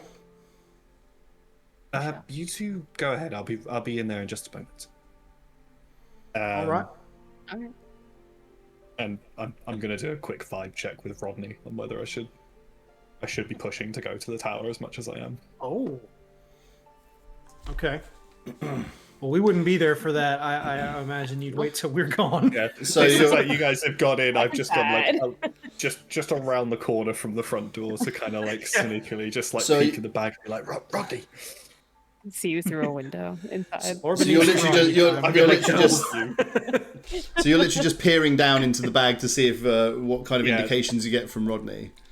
This is just like a little bit of a like I'll open it a bit. If any of the tower's visible, I'm gonna kind of like point the bag opening to it and be like, what do you think about that? As you open the bag, Rodney is eating one of his own toenails. He's like got his foot in his mouth and is kind of like gnawing on his own toenail. And he's like, I've been telling you to trim that for weeks. and he looks out the bag and like looks over and sees the tower, and like, and then just looks at you, and just like looks completely blank, just like. Anything? He just pulls the bag shut. No news is good news. Okay, who am I saying this for? And then I'll go back in the house. Practicing your one-liners. That's good. Yeah. Introducing think Rodney's that- hard. Yeah. I like to think, Martin, you have like a D100 table of just random horrible things that Rodney is doing at any given time. No, I just pick something out of my daily routine. Oh, of course, Oh, yes. yeah, of course. Easy to remember. Just play what you know. That's right. Play to your strengths. Pull from experience. Rodney lets Martin finally play a character that's as close to him as possible. Yeah, I was absolutely delighted. We finally found it. Martin, the horrible bastard man. As you're making your way out of out towards the horses, you see coming out of another building the two farmhands, and they look a little confused as to sort of what they're doing and why. But one of them's carrying a small basket of apples with him, and just like walks up to Amos's house and just like knocks on the door. It's just like, am I still outside at this point? You Or can am be I if you want, remaining? yeah. Yeah, I think I'm kind of like ushering them in with it if I can. I just Alright. like open the door. As the door opens, Hello. you just hear them as they go in, just like, Mr. Amos, we brought you some apples. Why would you do that? Fine men you have here.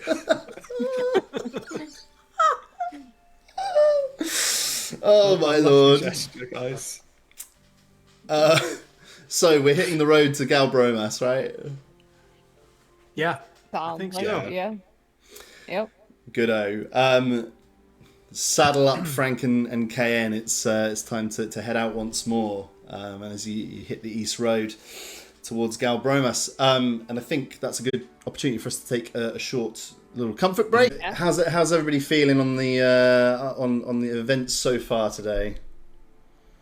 We were just saying that nothing that has happened this session has been something that any of us have expected to happen. So Yeah. it's been thrilling. It's been very fun. I will attempt to keep up the good work on that then. Good. Right. If everyone's ready and loving life, let's hop back into it. Yeah. So, the three of you have set off from Accord, heading kind of southeast. The road bends round a small wood. And as you proceed along the road, it's pretty quiet. The road's fairly well maintained. It's just a dirt road, but you know it's easily navigable for Cayenne and Frank. And after about 90 minutes of riding at a decent pace, the hills to the east, as you begin to kind of round them, off in the distance, you can see the tower of Galbromas become more visible off in the distance. And you see, as you kind of begin to come around the hills, that it's got a sort of fort-like element. It's and a sort of a couple of surrounding buildings and this enormous tower that rises up into the sky out of them. As you begin to draw close, you're still maybe like a mile and a half away still, but you know it's pretty plainly visible now from this distance due to its size. Cayenne and Frank begin to slow down and put the brakes on and begin to stamp in an agitated fashion as you try to drive them forward. That's And not a good sign. begin to whinny and just appear to be becoming more distressed. Why is this doing it again? All right, no, it's all right. I think we may be. I think we might be setting them here for now. We can hitch them Okay. up, Yeah. and we'll take the rest away on foot. Something about this place, they don't like it. Look at him. We should we maybe leave them staked up somewhere to graze? Yeah, Or... no, I Like think. trees over here or something. It's a long Yeah. way to hoof it back, pun intended. No, of course. Go, yeah.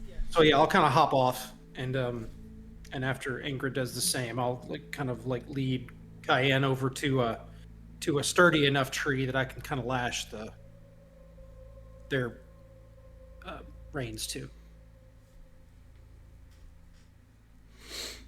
And I'll offer to do it for Lorben as well. I was, yeah. I realized you didn't mention Frank. I was just like, yes, and I will not do anything with the horses as much as possible. like at just first I would do holding. it kind of right. Yeah, it's like I would do it with the assumption that you'll kind of follow my lead, but it's like no, just no, stood give me there that. I'll holding the do reins. it. Hey, I'll do it. you're doing stuntman dismounts off that thing now, surely. True. I'm already getting off. Everything else is a little bit of a washout. Okay, fair enough. Only in a clip though. You can't just get off normally. Yeah. If there's got to be a crowd as well. If there's at least one audience member, then it's... Someone has to watch. That's right.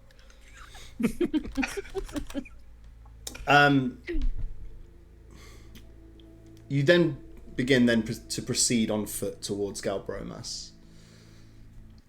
And you can see that it's surrounded by a couple of shallow lakes. But it's more like marshland. It's not even ankle deep, this water. It's sort of just sitting on the surface. As you draw closer, each of you begins to feel your legs becoming heavier. Each step feels like more of an effort. And very abruptly, all the ambient noise around you seems to shut off, and the air around you is completely still. It's like being in the eye of a hurricane. You know that they always describe that kind of eerie, flat calm. Yeah. And there's almost like no ambient sound. You know, you cannot hear a bird tweeting. You cannot hear the wind rushing through a tree. Everything is just completely flat and calm and still as you approach. It's kind of similar to how I felt when she started to tell me the The stillness of the air, yes, it feels a little similar. Okay. Mm.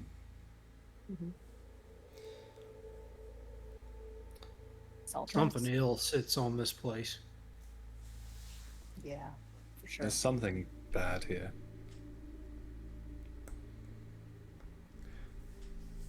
As you step closer, you can see that there is a sort of trodden path leading up that leads through this kind of flat marsh. And you're perhaps 200 meters away from Galbromas, when Ingrid, you feel like taking another step is physically impossible. And Jeb and Lorben, if you were to look at Ingrid, you would see her eyes go white and her head convulse to the left, and you see her drop to her knees. And Ingrid, we're going to go inside your mind. Scary place.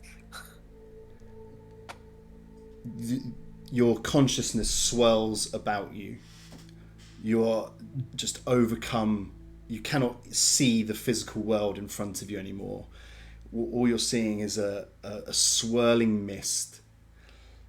And after a few seconds, you're in your right mind, like you are aware of how weird this would be. After a few seconds, the mist clears, and you find yourself on top of the battlements atop the Emerald Gate. And as you kind of try to take in the scene, you have not a moment to think, as you're in the midst of an enormous battle. You're stood atop the fortress of the Emerald Gate, and down below you, you can see a human army utilizing a massive battering ram, smashing at the doors at the main gate of the Emerald Gate. And Now this sorry. Go ahead. This isn't like a memory of the war that I was in, because the Emerald Gate was after the war, right? That's correct. This is not Okay. a memory. You are unaware of what you're in at the moment. But next to you are Lorben and Jeb. And all three of you are atop the battlements. And before you really have a chance to react, you see, you look down and see that you're dressed for battle. And you weren't a second ago, but you're holding your as yet unnamed axe. And Jeb and Lorben, whatever that looks like, appear sort of ready to fight as well. But you're yourself, right? And Jeb and Lorben, none of you would have any in this, wherever you are, whatever you are, you're not aware of why you're there. You have no consciousness or memory of what's been going on before this. You just know that you're in the middle of a battle. And before any of you have a chance to catch your breath, you see Ingrid, you see a fellow dwarf stride past you and go, "Don't just stand there, Ingrid. You may have brought two friends with you, but you still need to help. Get down there." Yeah. Yep. Come on, guys. Hurry, all of you, out the gate! Out the gate! Go to fight, to war and death now! Yep. Yeah. Um, Yeah, I'll follow Ingrid, like rushing down the battlements and stairways. A sword day! A rain day! Um, running down the Ingrid, you find your way down a flight of steps that you know exists inside a like a tower of the battlements at Emerald Gate. And you come out, and Lorben and Jeb are right behind you into a corridor where you watch two dwarves get knocked to the floor and killed by three advancing human invaders. You can see behind them a section of the wall has been damaged. And there's a small hole that people are beginning to climb through. So I'm my current mind. So I understand that this is not where I'm actually at. Yeah, a moment ago, Okay. you were outside front of a tower. Galbranos. Yeah. Can I just turn to these two and be like, so you guys know we were just in front of a tower, right? Like, and now we're at the Emerald Gate. Oh, this is the Emerald Actually- Gate, by the way. Actually, that's an interesting question, and a question I have for you, Martin. Yeah. Okay. In the swamp, are me and Lorben watching this happen to Ingrid? And are we like in the Emerald Gate, are we figments of her imagination? Because I want to play it however that makes sense. He asks the I right assume questions. He asks the right questions, this boy. Yes, indeed. You don't know how you got there, but also you don't. There is a separate Jeb and Lorben who are indeed, and we'll come back to them. Jeb and Lorben, IRL, are watching Ingrid have an episode. Okay. We're kind of like the Inception dream people right now for You Ingrid. you better believe it. Yeah. Exactly that. Got you.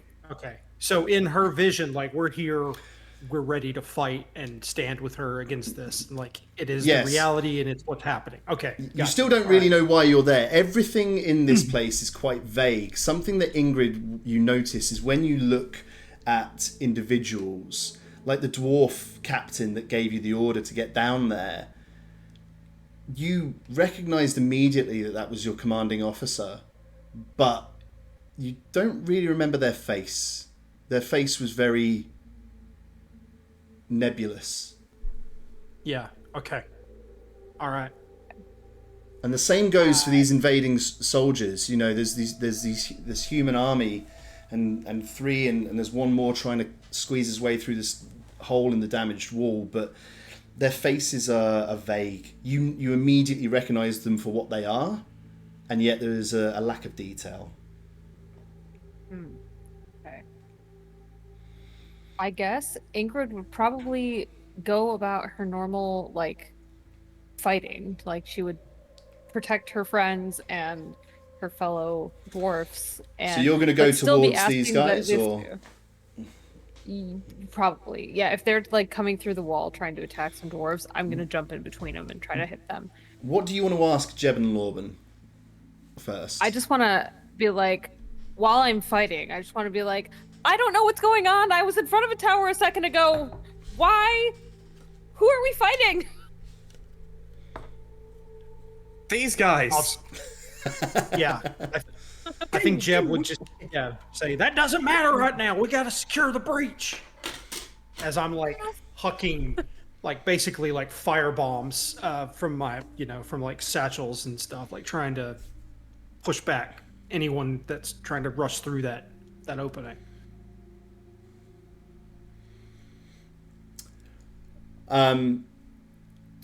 Yeah, fine.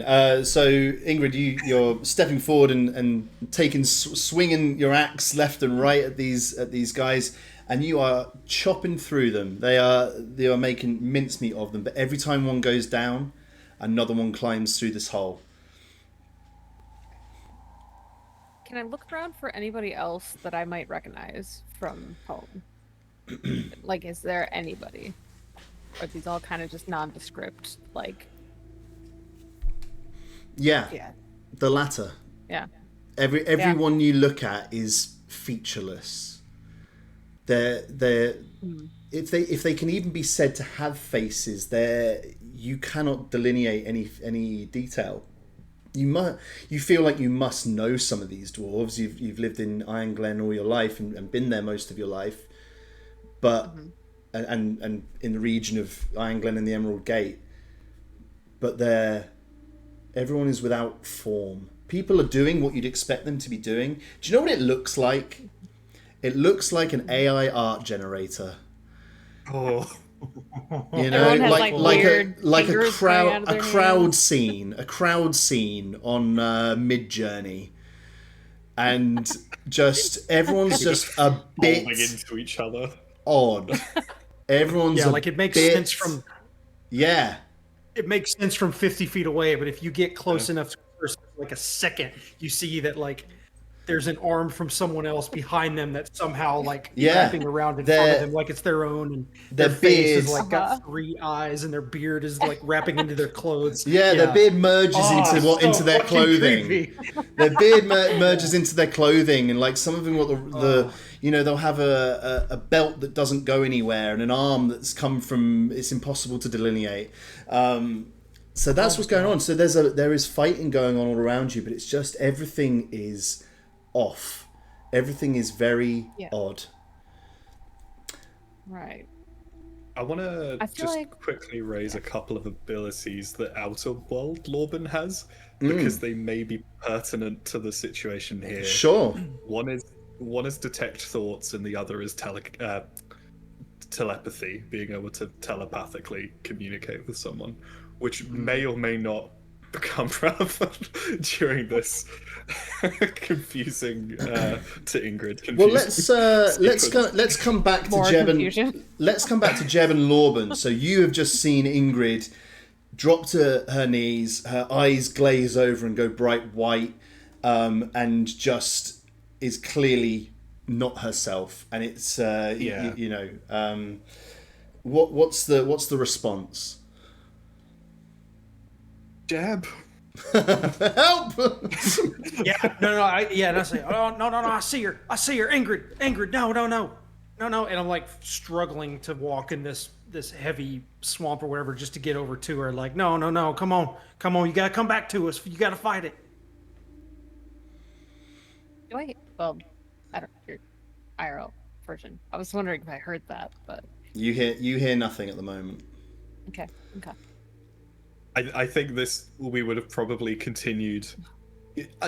Lorben wouldn't have jumped straight to reading her mind in this situation, so there's probably a good bit of time before he starts being. What would he jump to? What would he do first? What's the kind of first reaction for Lorben? And we'll come to Jeb as well in a second.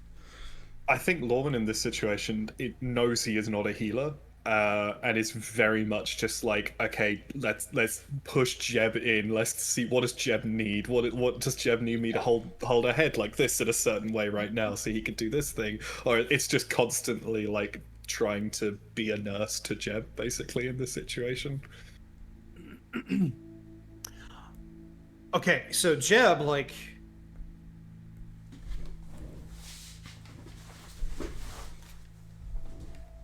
cure wounds, or healing word rather, not cure wounds, it only did so much. And so I think in the moment, realizing that this is like what he saw then and what the reaction was then, that I think I would say to Lorben, like kind of looking at her, be like, no, not again, damn it. It's like, Lorben, I don't know what I can do for her. I don't know what I can do to help her right now. Is there anything you can do? Maybe it's a long shot. Like, this don't look like medicine. You understand what I'm saying? Like, I think there's something else going on here. I think at this point I probably would have gone to trying to telepathically talk to her. With the Awakened Mind ability, which is literally just choose a creature within 30 feet and you can communicate with each other while the two of you are within 2 miles telepathically, as long as you mentally share a language. Nice. Let's go Turning at back. that point, And what are you saying to her? Ingrid, what's wrong? What's happening? Ingrid! Just repeatedly saying her name, panicked, just kind of like, we're in a swamp in front of a terrifying tower, and you have just passed out. What is happening right now? Let's go back into Ingrid's mind. This battle rages on. Ingrid, you and Jeb and Lorben are cutting through human soldiers like a knife through butter. But Jeb like rips the cork off of a bottle and chugs it, and then he just sprays, and it's this this cloud of green like an acid, and it just starts burning all these like AI fucked up looking people into like an even further fucked up looking slush of bodies. As he goes, "Oh, come on! Jeb's just started fighting like 10 times harder since the AI thing. Fucking motherfuckers. You see these guys scream, and 3 of them go down at once. This small hole that one person was climbing through at a time. 3 of them go down at once, clutching their faces. Their screams are off as well. Their screams don't sound quite right. Everything is in the uncanny valley here. And 3 of them drop down dead. And the hole in the wall becomes a little bigger, and 3 climb through. Ingrid, as you're carving up these jabronis, you hear Lorben's right in front of you, firing. What spells would it be, Lorben? You've never heard the words Eldritch Blast said as many times as this. Lorben is firing Eldritch Blast, left hand, right hand, just one after the other. Boom, boom. Rodney with a little knife, like wrapping himself around a guy's head, like. Rodney is on the fucking game, man. He is everywhere. Yeah, you see him scamper up a guy's leg and his body, and just like bite his neck, and just like punch him in the face.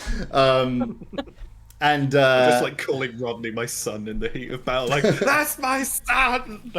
He turns around and goes, Daddle! And while all this is going on, Lorben is in your line of sight, Ingrid, and yet you hear from somewhere, ethereal, from the ether, you hear his voice again coming through. Ingrid, what's going on, Ingrid? Ingrid, are you okay? Lorben, how are you talking to me right now? You're in front of me. Do I hear this outer world? The response? Yeah, or is mentally. that blocked? Why I don't know what the situation is here. In Ingrid's mind version of Lorben can hear it, but doesn't understand why you can hear it. Right, so that Oh. the one that just screamed that Rodney's his son can hear it, but he doesn't know why. But doesn't know why he can hear his own voice, yeah. Oh! Oh, that's not what I meant, but that's even more fucked. Yeah. Right? So many levels. Both the Lorbens are just like, what?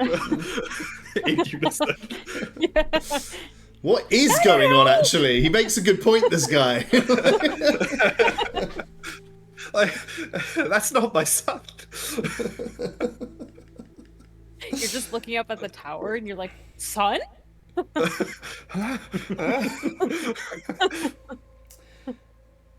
Things proceed in this manner for what seems like an eternity. But ultimately you're forced back. The hole gets bigger and bigger. More and more soldiers begin pouring through. And you fall back to within sight of the main gate. You're right behind it. And you're there to witness as this enormous battering ram comes smashing through the door. And the act of this seems to be almost symbolic.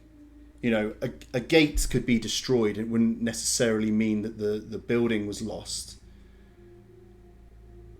But you see the gates, the heavy iron reinforced wooden gates, thick, shatter into a million pieces. And as soon as the gates fall, the bricks above you begin to fall one by one by one, and it's raining, and all three of you are buried underneath bricks. And Ingrid, IRL, your eyes return to normal, and gasping, you come out of this episode, and you fall on your hands, but you are yourself, and you are conscious, and come out of it screaming. Apparently, Wait, Ingrid, you're all right. I did it. To Lorben and Thank Jeb, you. this entire episode lasted perhaps 30 seconds. Ingrid, in your mind, you were in there for about 2 hours. Holy shit, man. I was fighting just so many weird things. The back of Fighting? the Emerald Gate. Are you okay? I don't know. No, your eyes rolled back like Mirabelle did. Oh God, Oh, I'm exhausted. Lorben, I don't know what you did, but thank you. Oh my goodness, can you get up? Can you stand? You're welcome. I think so. Thank you. Well, the sooner we figure hell out just what's going happened? on here, the better. I don't. Yeah, let's get out of this swamp. Can I don't know. move now? You can move. Oh, okay. The steps don't I don't become. like that fucking tone. I'm just locked. Like invisible walls. Yeah. Oh, yeah. You can move, I guess. The Okay. the footsteps don't quicksand. become any easier as you trudge on. Every one seems to get slightly heavier, like a weight on your shoulders. And it's not been another 20 paces before Lorben. You feel something coming over you, and sure enough, Ingrid spots it straight away. Your eyes, they go. You fall to your knees, and we go into Lorben's mind. The swirling mists descend, and some seconds later, you emerge into a room. And looking around the scene, it's a busy room. There's a lot of elves. You recognize this immediately. Not necessarily the specific room, but you know this is an elven chamber of justice. Essentially like a courtroom. And the place is packed. The place is busy. And you're on the dock. And stood next to you are Jeb and Ingrid. Ah. And as you look around, you see an elven judge, and the viewing gallery is stuffed. Everyone's here. And in front of you, this very tall, stern-faced, pale elf, long blonde hair, going straight down their back, in a long green, dark green robe, is pacing back and forward in front of you. And you hear them saying, "So you stand accused of making false representations, falsifying your death, desertion."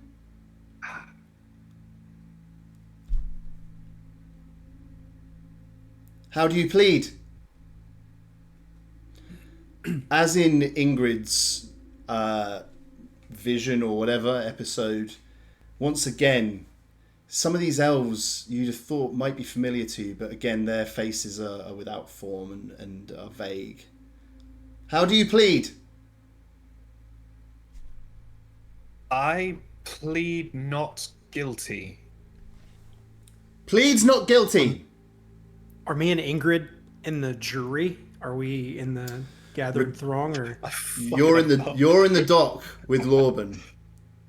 Okay. Right. Okay.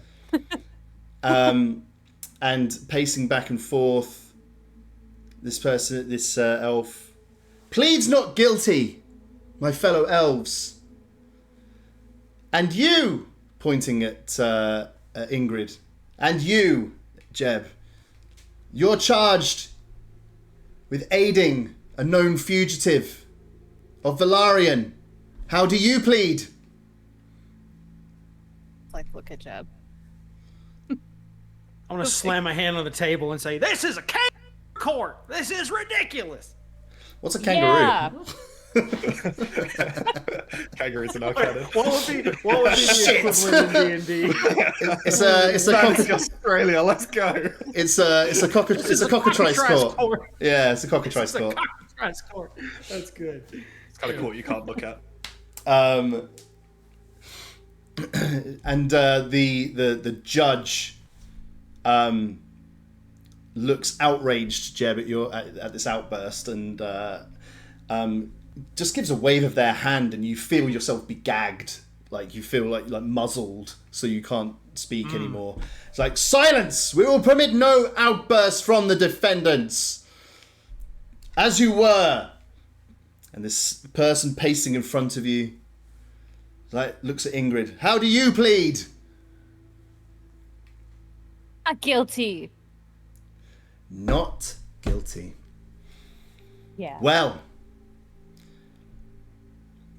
you all know here in this room today the charge is laid at the feet of Lorben, who did knowingly abandon his post in the fall of Darius, abandoning his regiment to death, to torture, and abandoning the very city that had given him shelter his entire life.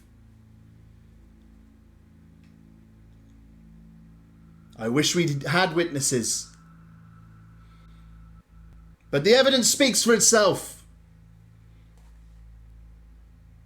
In Darius, on the Weeping Fields, there is a grave marked with his name.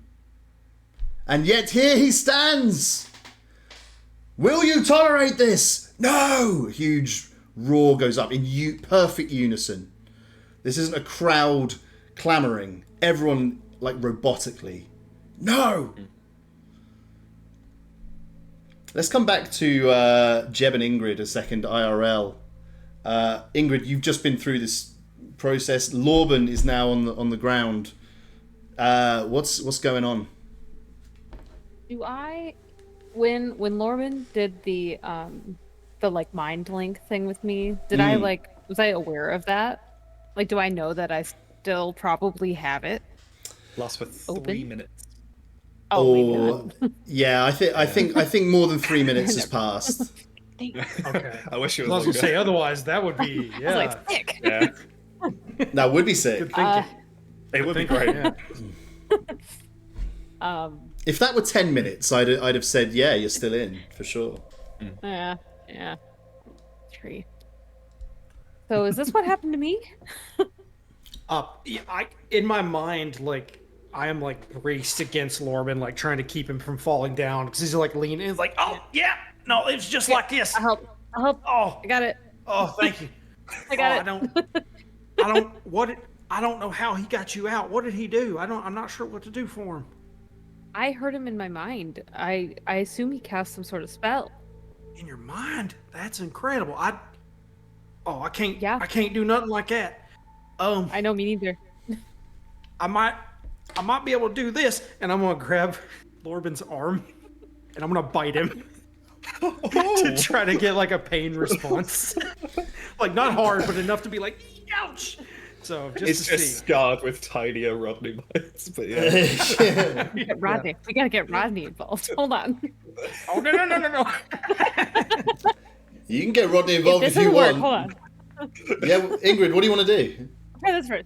I'm gonna let Jeb try what he's doing first. Okay, so you're gonna see what happens. Yeah, I'll let this happen. there's no visible response from Lorben. He's still in this trance-like state, and doesn't appear to be coming out of it anytime soon. I could I don't want to hurt him. Clearly the pain didn't work. Yeah, I think Jeb's idea was kind of like you'd be like snap out of it, like trying to slap someone Yeah. across the face, just to yeah. Yeah. Should we see if Rodney can get him out of it somehow? I mean, I I don't know what else to do. I guess I don't reckon either. So I'll just open his pack, be like, hey, creepy demon dude, Rodney? Rodney's your name? Rodney comes flying, leaping out of the bag. Hey, so Lorben's doing this weird thing. Can you maybe try to get him out of it? I don't know what kind of skills you have. You seem pretty connected. Rodney sort of looks up at Lorben and sort of sees his eyes and take a bit taken aback. And then he's What's up? It just goes away. he scrambles up to Lorben's face and starts slapping him around the face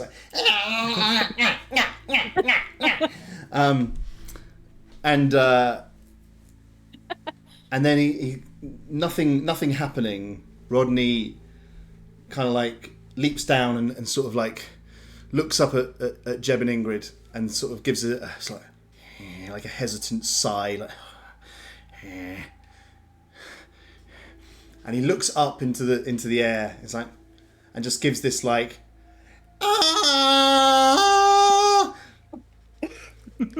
Lorben, back in your mind, this. Yes, something to say about my Rodney noise? I have Great. everything to Spot say. Going back into your mind, this court case doesn't appear to be going very well.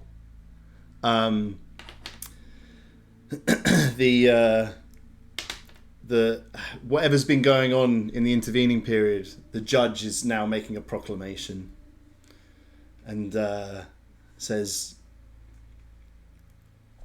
"Our laws are clear.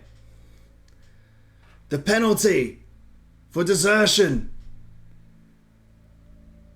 the penalty for false representations, for falsifying one's death in the line of duty, is death!" And the crowd all just goes, "Death!" in one voice. "The penalty for aiding a deserter and a known fugitive of Valarian is death! Death!" It wasn't my fault. I didn't know. As I you didn't protest, know who I was signing up with. as you protest, the mists swirl about you again and dissipate once more, and the three of you are on an executioner's block with a noose around each of your necks. Heck.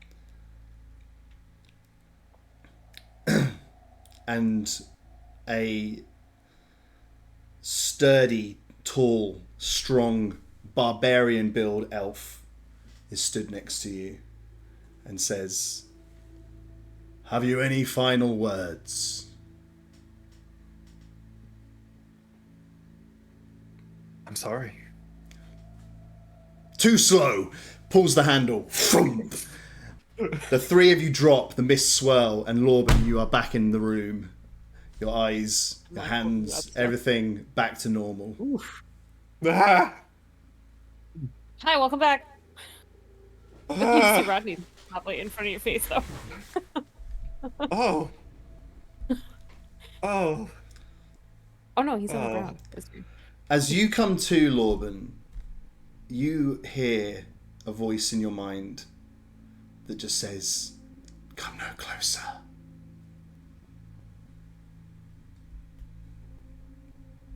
Oh, is this is a new voice to my recollection of weird voices that may have appeared in my mind in the past? Yeah. Okay. You better believe it. There's so many. There's a lot of voices going on at the moment. Warlocks have interesting pasts. Exciting. Okay. Let's put Rodney back in the bag because I think he bit me and my face hurts. No, that was Jeb. And You grass! You fucking narc! Thank I'm like you, mentally Ingrid. noting never to tell Ingrid a secret again. Yeah! You got no filter.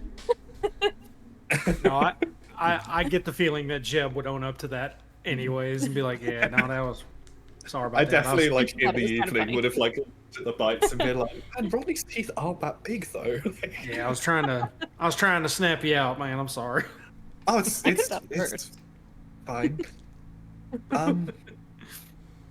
I've just heard a voice in my head, which Oh, told us not to go any closer. And you speak back? I suppose I'll try. I guess it's kind of an experience I'd be used to from my other telepathy powers of an attempt to see if that's a two-way connection or just a message that was pushed onto me. And what message are you Or is trying that- to... What are you trying to send back? I think it's probably quite. I think probably just an initial reaction of just like we don't mean any harm. We just wish to see. We wish to help Mirabelle. Come no closer. Oh, I didn't hear that. Come I no think you might closer. have- Oh, Just oh. again, come no Oh, closer. wow. Was the intonation different the second time? No, it would sound like almost like a recording, like someone. Yeah. Okay. Can I do some kind of Arcana check to see if this is the kind of magic that would be doing this kind of thing is in the area of what Lorben kind of knows magically? Is there any kind of Arcana check I could do? Yeah, to just let's kind do of an see Arcana what- check. It's going to be a DC of 15. The magic version of a vibe check. Okay, 19. it's not awful. Solid. I think on a 19. Sorry, Greg. Tell me again what you said to me just now. Like what it was you were So- trying to figure out. I'm basically trying to work out broadly. I'm trying to identify what kind of spell would be transmitting a voice like this. Would this be something that someone would have? Is this something I'm aware of as something that could just be a thing that someone has put down that would just be area, or is this like something more active that someone would have to be actively pushing onto someone? I guess that's the main thing I'm trying to So discern, ba- whether so this what is a we're- passive what- or active. Yeah, as in, have you triggered this by being in a proximity, or is somebody watching you? Basically, I think yes. I think you know, or certainly at least from what you're familiar with, your suspicion would be that this is somebody who is actively addressing you. Okay. Not something that has triggered the type of magic being utilized here is essentially some version of telepathy. Yeah, it's an active. They are actively doing this.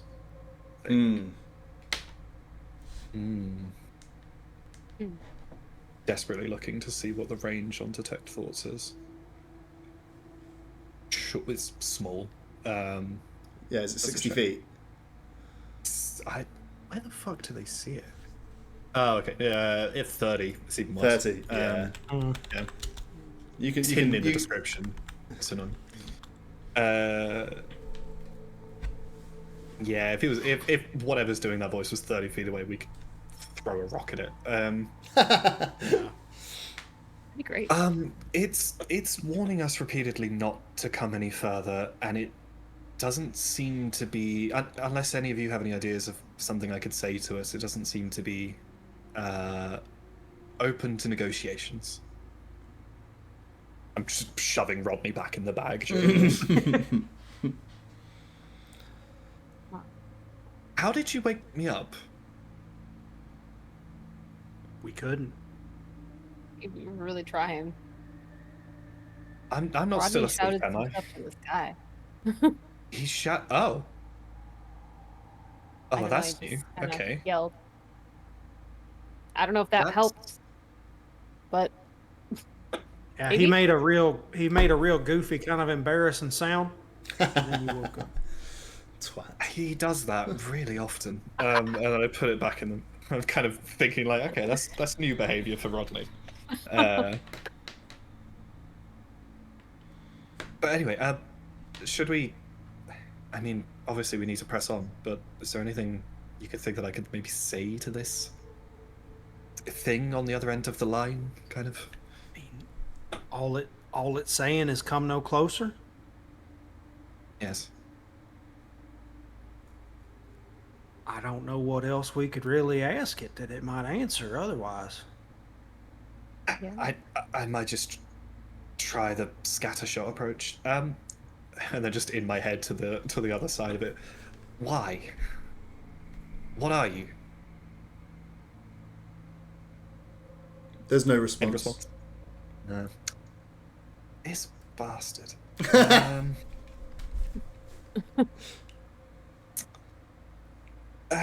All those in favour of pressing on anyway? Yeah, I guess. Aye. Yeah, I think we've come this far. might as well. All right. Jeb, might- you take. Sorry, Karen Lorben. I was gonna say, I'm wondering if whether I should keep Rodney out for this. Just in the off chance we all go down. I think I'm gonna kind of hold the bag under my arm with it open, so I'm trying to keep him in it, but like with like bagpipes. I'm holding it like bagpipes. Yeah, basically. yeah. I'm trying to keep him in, but he could kind of see what's happening. I bet Rodney would make good bagpipe noises. Maybe we'll find out one day. Maybe. If we get him drunk enough, I think we could. Squeeze him just Oh, right. yeah. Jeb, you take one step, and guess what? Dang, we should have warned him. Everything's Does anyone- super good. Anybody not see this coming? The skies turn It'd be rude not to see it, blue, the though. clouds go It would be rude not away. to see it. It would be, if you'd turned back and not seen it. Jeb, your eyes go. You If drop any- to your knees. If anything, we all just stood back and pushed him forward. Come on, let's get this over with. Fuck's Here we sake. go. Yeah. You take one step, and yeah, the same. The mists swirl, and as they disappear, it's great news, Jeb. You're back home in the Holler, All right. in chains. You look down, and your ankles have got, like ankle cuffs. Your hands in front of you are cuffed, and there's a long chain connecting you to a line of seemingly endless rat folk, and two other figures, one either side of you, on this chain. All of you kind of linked in together, a chain gang, if you will. Ingrid is in front of you on the chain, and Lorben right behind you. As you look around, you absolutely easily recognise the Holler.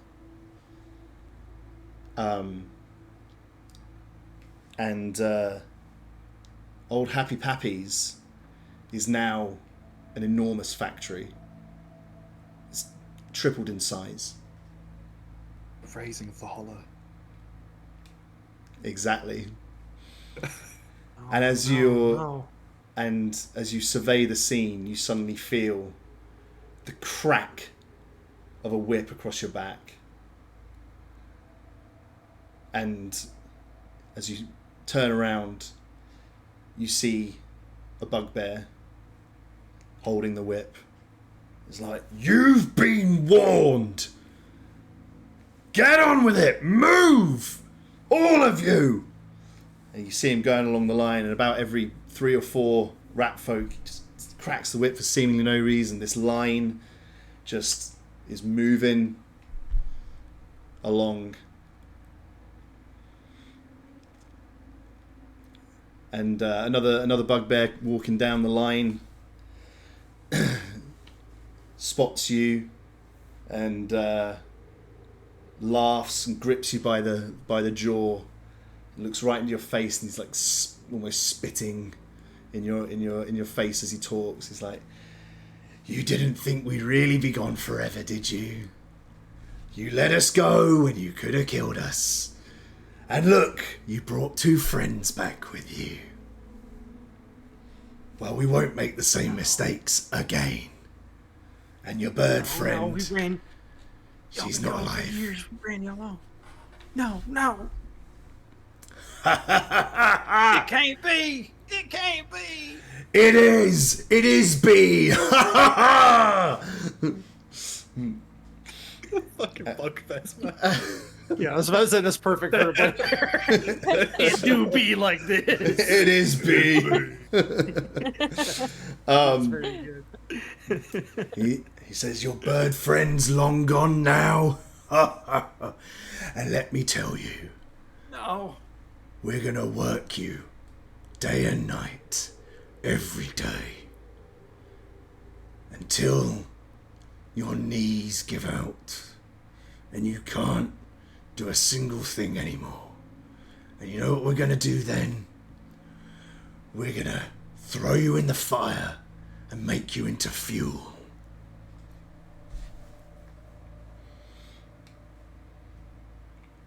Back IRL, Lorben and Ingrid, probably not overly shocked anymore. But what's the scene? Yeah. Well, if you want to bite him back, now's your chance. Fine. Give him a little nibble. Just to say I did. He's not gonna let me when he's Get like a Only little fair, I bit get of hair in your mouth as well, Lorben, from that. Let's see if Like this fur. works the second time. And then I'll try and telepathically just be like, "Jeb, it's your turn. Come on, Jeb. Back to the world of the No. living. Come on. It's not real. Corbin is horrible. Poke. It's just a dream. It's just a dream. I bit you. Oh. It's just a dream." Happy. Jeb, in your I'm mind, sorry. you can hear this Lorben voice. Where's it coming from? Who knows? Possibly behind you. Possibly. In the chain gang. Yeah. You're all marched past this chief, this bugbear chief. It's not the same guy you remember being in charge last time. He's kind of wearing more ornate garb. It's maybe someone above that. Of course, it's been 50 years. It's probably, could just be a brand new guy. But of course, all the faces are without form anyway. And as you're passing by, he calls to you in particular and says, "Stay in line, or you'll go the same way as your sister."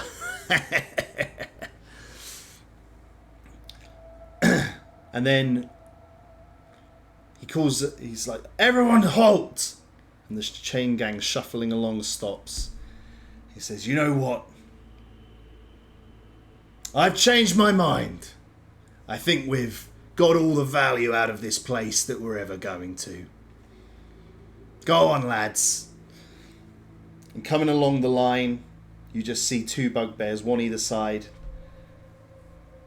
And they just driving their knives into the chest of every rat folk as they come down the line, closer and closer and closer. And they get to Ingrid in front of you. Bam! The knife goes in.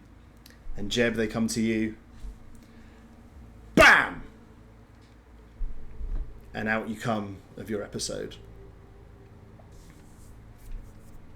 Oh man. Back.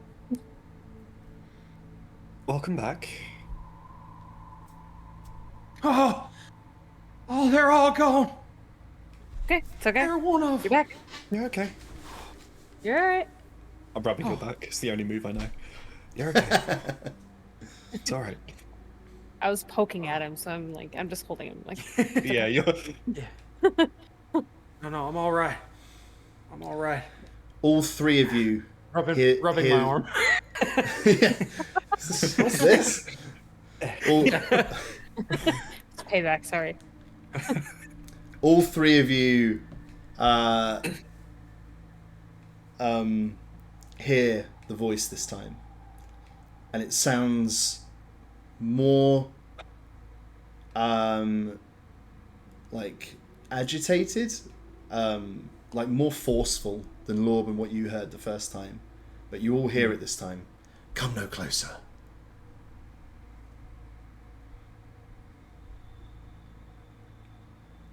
I think I heard it that time too. Oh, that's good. Is it?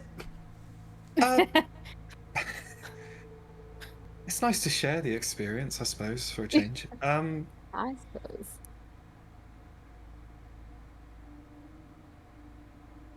I'm worried this could get worse.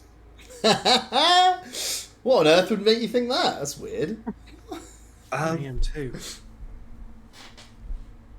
As much as I hate Rodney, he's surprisingly valuable to me. And sending him forward as a scout feels a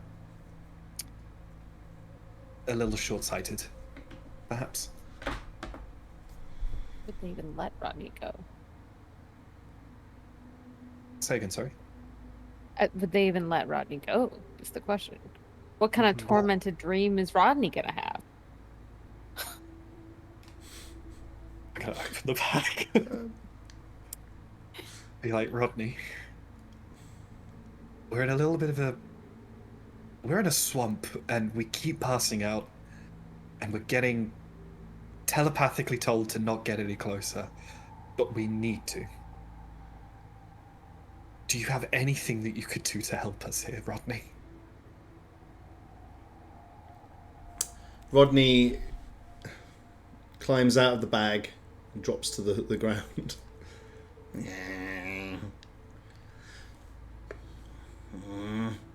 He looks at Galbromas, looks up at the tower, and kind of looks back and starts to walk towards the building. Oh. I guess we should follow Rodney. He's just walking totally fine, like not getting stopped at all. A few steps later, Rodney's eyes go bright white. There we go. And Rodney is sitting at a children's table having tea and biscuits and screaming. you motherfucker, you literally ruined. Yes. We go into Rodney's mind, and he's sitting Color. at a really well put together table with small children sat around it, and there's a big birthday cake in the middle, and he's wearing a little party hat, and everyone's singing, "Happy birthday to Rodney, happy birthday to Rodney." You know, the traditional happy birthday song of Played Yeah. Of course. and he's like, yeah! Ah! The three of you are there in his mind. And it's Eating cake in the background. Yeah, we're all like Rodney's clapping. fallen down. the As mist. soon as Rodney's like fallen down in the real world, I'm sprinting up to him and desperately trying to get him back up. The one of the kids takes a bit of cake and stuffs it in Rodney's mouth, and he comes to out of his trance. And he Dang. kind of stamps his feet and then flaps his wings and takes off and goes flying towards Galbromas. and kind of with a flying drop kick, crashes into the front door. You're maybe like 100 meters away now, right? And with a flying drop kick, he crashes into the front door, which flies open, and Rodney goes inside. I'm gonna give Jeb and Ingrid a fleeting look and be like, I fucking need that imp that just starts sprinting after him. No, I think we got. Yeah, I think we got to leg it. Let's go. Yeah, as quick Rodney, as we're you able to. Bastard!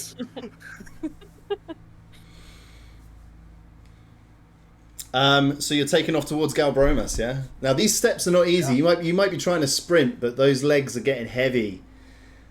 Real heavy. Oh no. Freaking leg day. And it would be, by the time you get to near the door, it would be like walking in quicksand. Like walking in fucking Marmite. It would feel like you're wading through waist deep, thick swamp. Yeah. We're almost there. Come on. But you arrive We're so close now. at the front I wish door. I could fly.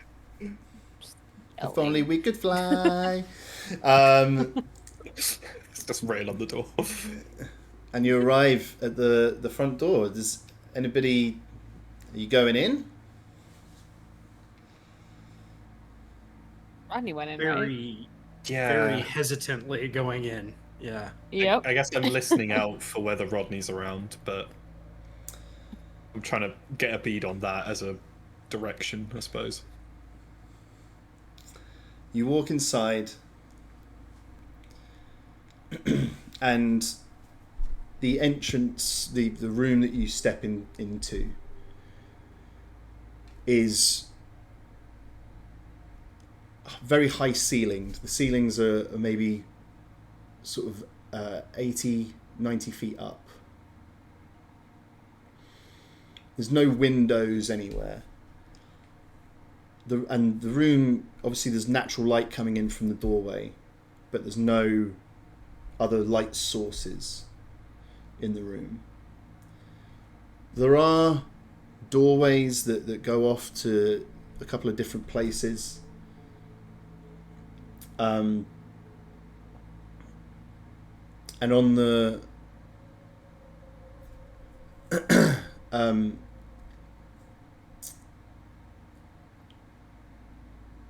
there's no sign of Rodney.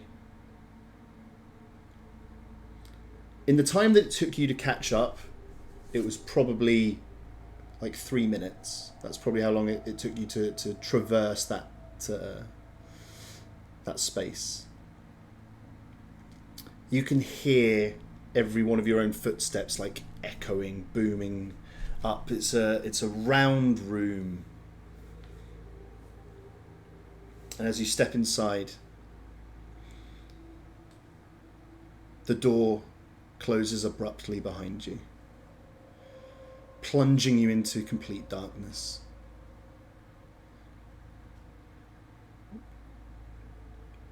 And you hear the voice. Go ahead, Ingrid. No, I was saying, anybody got like lantern or something? I'm fairly Dark sure vision. I have dark vision, yeah. You've got dark Yeah. vision. You're all fine. Yeah. But it doesn't allow you to see very much. All you're Yeah, seeing now, especially- what you're seeing now is an extremely dark room. And the voice that you heard telling you to come no closer, you all hear in your mind again. And the voice just says, "So, you have come." And that, friends, Oh. is, I think, where we will leave Oh. our adventure today.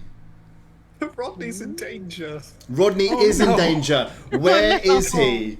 We gotta find him. I think maybe more pertinently, you might be in danger. That's secondary. Maybe a bit.